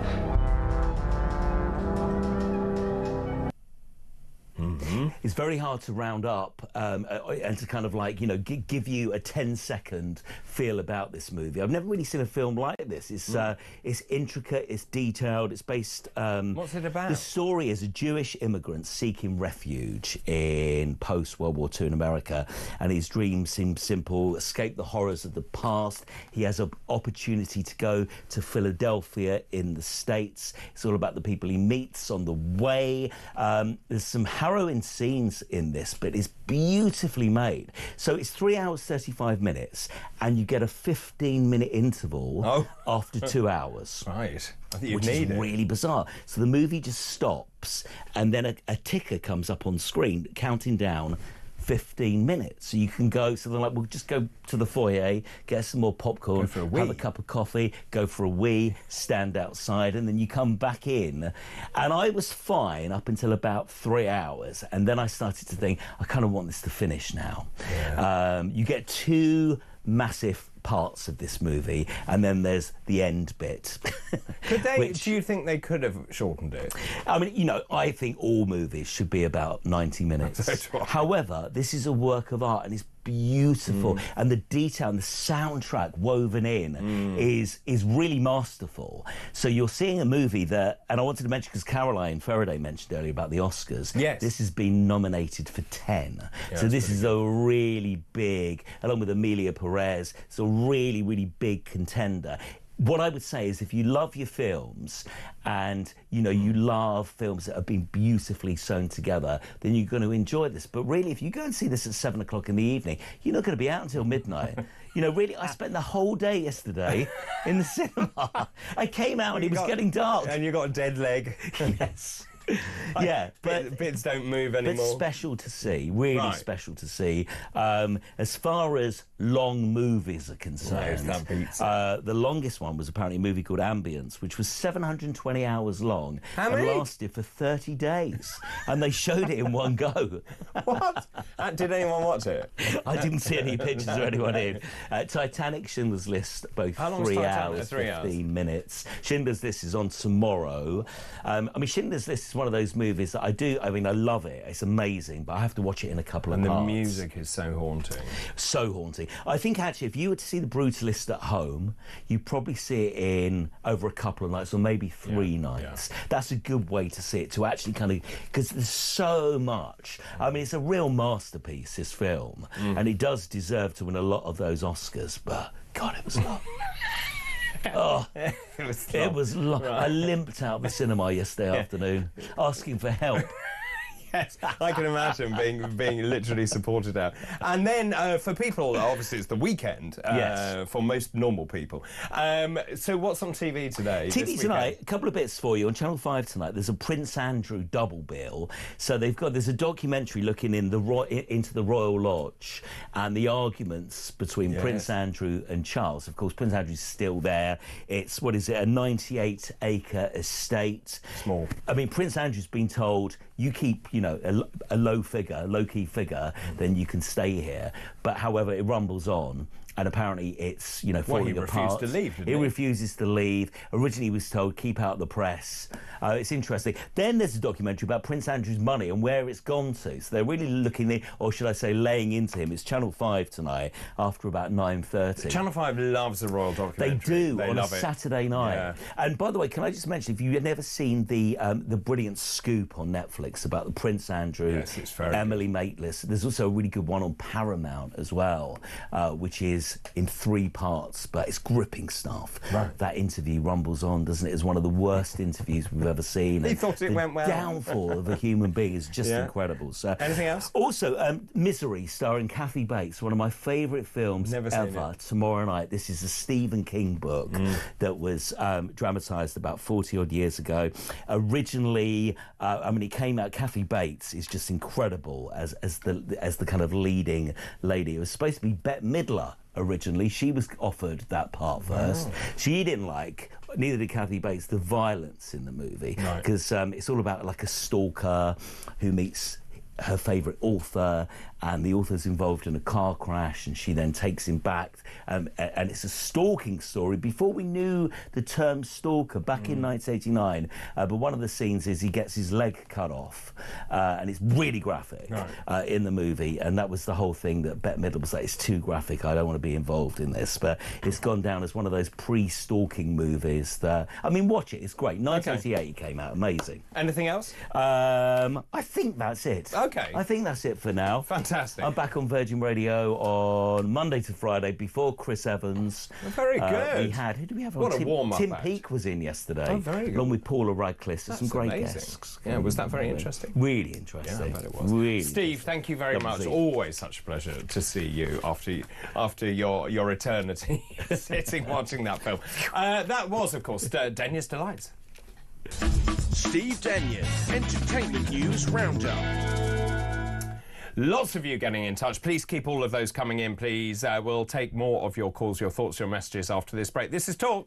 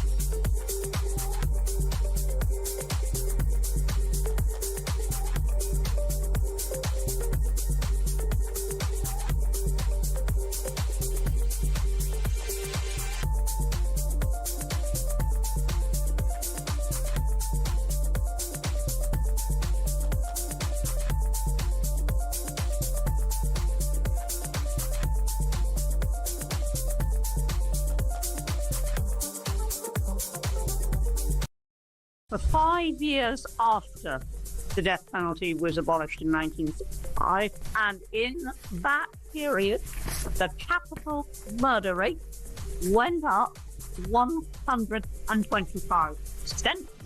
The incidence of criminals taking firearms on robberies went up something like, I think it was 40%. There was a huge rise that proved conclusively that it had been a deterrent.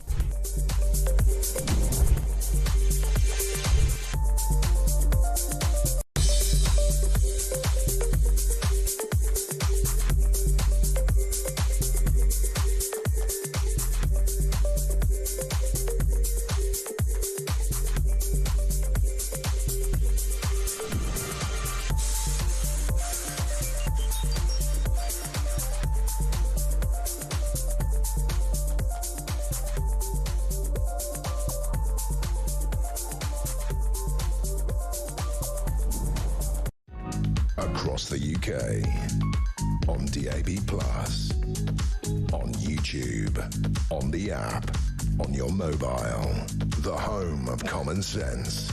This is Talk. So many messages coming in. Good morning, David. I've recently discovered haggis is a Northumbrian dish from back when Edinburgh to Hull was Northumberland, as in north of the Humber. Didn't know that. North of the Humber. Northumbria. Yes, it was first recorded in England in 1430. Originally, though, considered to be of Scottish origin, but first recorded in England. It's because it's Burns Night. David, Traitors, we were talking about it, Steve and I. It's gripping. It's gripping TV. It's absolutely brilliant. That's Richard in the Costa del Sol. You can go off, people.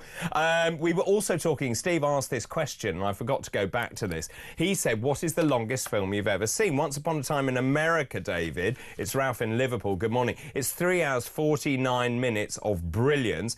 Anne says, it's Gone with the Wind. I don't know how long Gone with the Wind is. Rosie, good morning. David, Titanic was the longest film I've ever watched. I watched an hour, I fell asleep for an hour, and I still had an hour to go. How long does it take for a ship to sink? And Nick Moore, good morning to you. David, Starmer is a haggis. He's thin-skinned and full of rubbish. Keep all of those messages coming in. Let's take a voice note now. Jill is in Northampton. Good morning. Morning, David. Jill from Northampton here. Love the show, love the shirt. What we need is a positive leader who puts country before party. That's what we need a dose of. How is the country going to turn around and be positive with this... Oh, sorry, nearly swore. With the cabinet and leadership that we have. It isn't leadership. We need to get rid of them. How on earth can we do it? Please, please, we need Nigel. Then we'll have a dose of Trump positivity. Of course we will. Jill, thank you very much for that. I'm glad you didn't swear. Brendan is in Hartlepool. Good morning, Brendan. Good morning, David. How are you doing? Yeah, good, thanks. How are you? Where's your wife of the Sunday? She can't be bothered to come in anymore. Yeah. Right, a couple of things. The first one, you had a lady on from America talking about Trump, yes, amongst other things, and she mentioned that the reason his drill baby drill mantra was because of all the oil companies that funded him in his election campaign. She actually said that. She intimated that. He's drilling so America becomes energy independent again, like it was before Biden took over. Yes. And you get cheaper energy, all your costs come down because the fuel's cheaper, the trucking's cheaper, so the people will be able to buy things cheaper. Got nothing to do with it getting funded by the oil company. And that is the point I made to Joe Ryle, saying that if we had cheap energy, he was saying it's our obligation to get to net zero. I'd like to know who voted for that, but anyway, if you have cheap energy, the point is very valid, that you then reduce your costs in terms of manufacturing. It brings the cost of goods down. It means that we have more money in our pocket. We spend more. It means companies are more profitable, which means they employ more people. Yeah. Was that Joe? Was that your Labour guy on your head-to-head? Yes. At one point, he said it's either net zero or a dead planet. Did you pick up on that? I did. He did. And the whole climate change thing is a complete and utter fallacy. The climate is getting warmer because we are still coming out of an ice age. I live in Hartlepool. 8,000 years ago, where I'm ringing you from now, was under about 300 foot of ice. Yeah.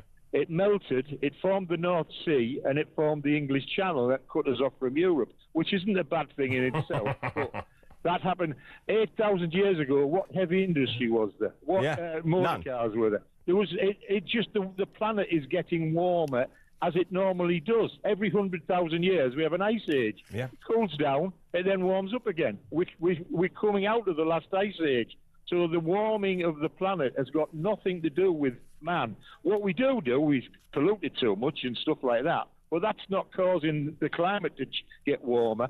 And everybody believes this because since my grandkids, they firmly believe in I'm telling them, they don't now, because I've told them, explained to them, it's got nothing to do with man, the warming of the climate. It's all to do with that big fusion reactor 93 million miles away from us. The sun. Look, you're preaching to the converted here, Brendan. Thank you for your message. Then we've got Zena, who is in sunny Suffolk. Good morning. Good morning, David. How are you today? Oh, that's a lovely Suffolk accent you've got there. Yeah, I'm all right. How are you? I'm fine, thank you. What I would like to say is I wish we had Mr. Trump over here Like I say, it's very positive the way he looks after the country, and he wants the country to be great again. And I think that's what we should have. Somebody strong. I couldn't agree more, Zena. And do you see that in Starmer? Is he trying to put Britain first? No way.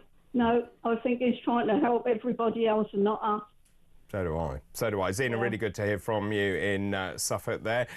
James Max, I wasn't expecting to see you, but what a lovely surprise. Good well, I know, I'm back. Yes, you are back. Yes, the revolution starts here. Does it? Very good. Yes, I was going to be rude, but you've got such a lovely smile, and I was going to say, did you get dressed in the dark this morning? And of course you did. No, I did get And I know, and I forgot it's the weekend, and of course you wear those wonderfully bright shirts. I look like I should be in a curry house or something, I think, or a tablecloth. Yes. I see, yes, I see. Is that a new jacket? Newish. Okay, fair enough. Fair enough. How have you been? You've been all right? Really well, thank you very much. I was away last week. I was escaping. I just had a little mountain escape. Where? In southern French Alps. Oh, lovely. Oh, the weather was amazing. Was it's it? fantastic. Climate Celebrating the change. other half's 40th birthday. Oh, very good. So we went away. But I'm back now. It's clearly. Yes. Right, what's coming up? Oh, yes, that.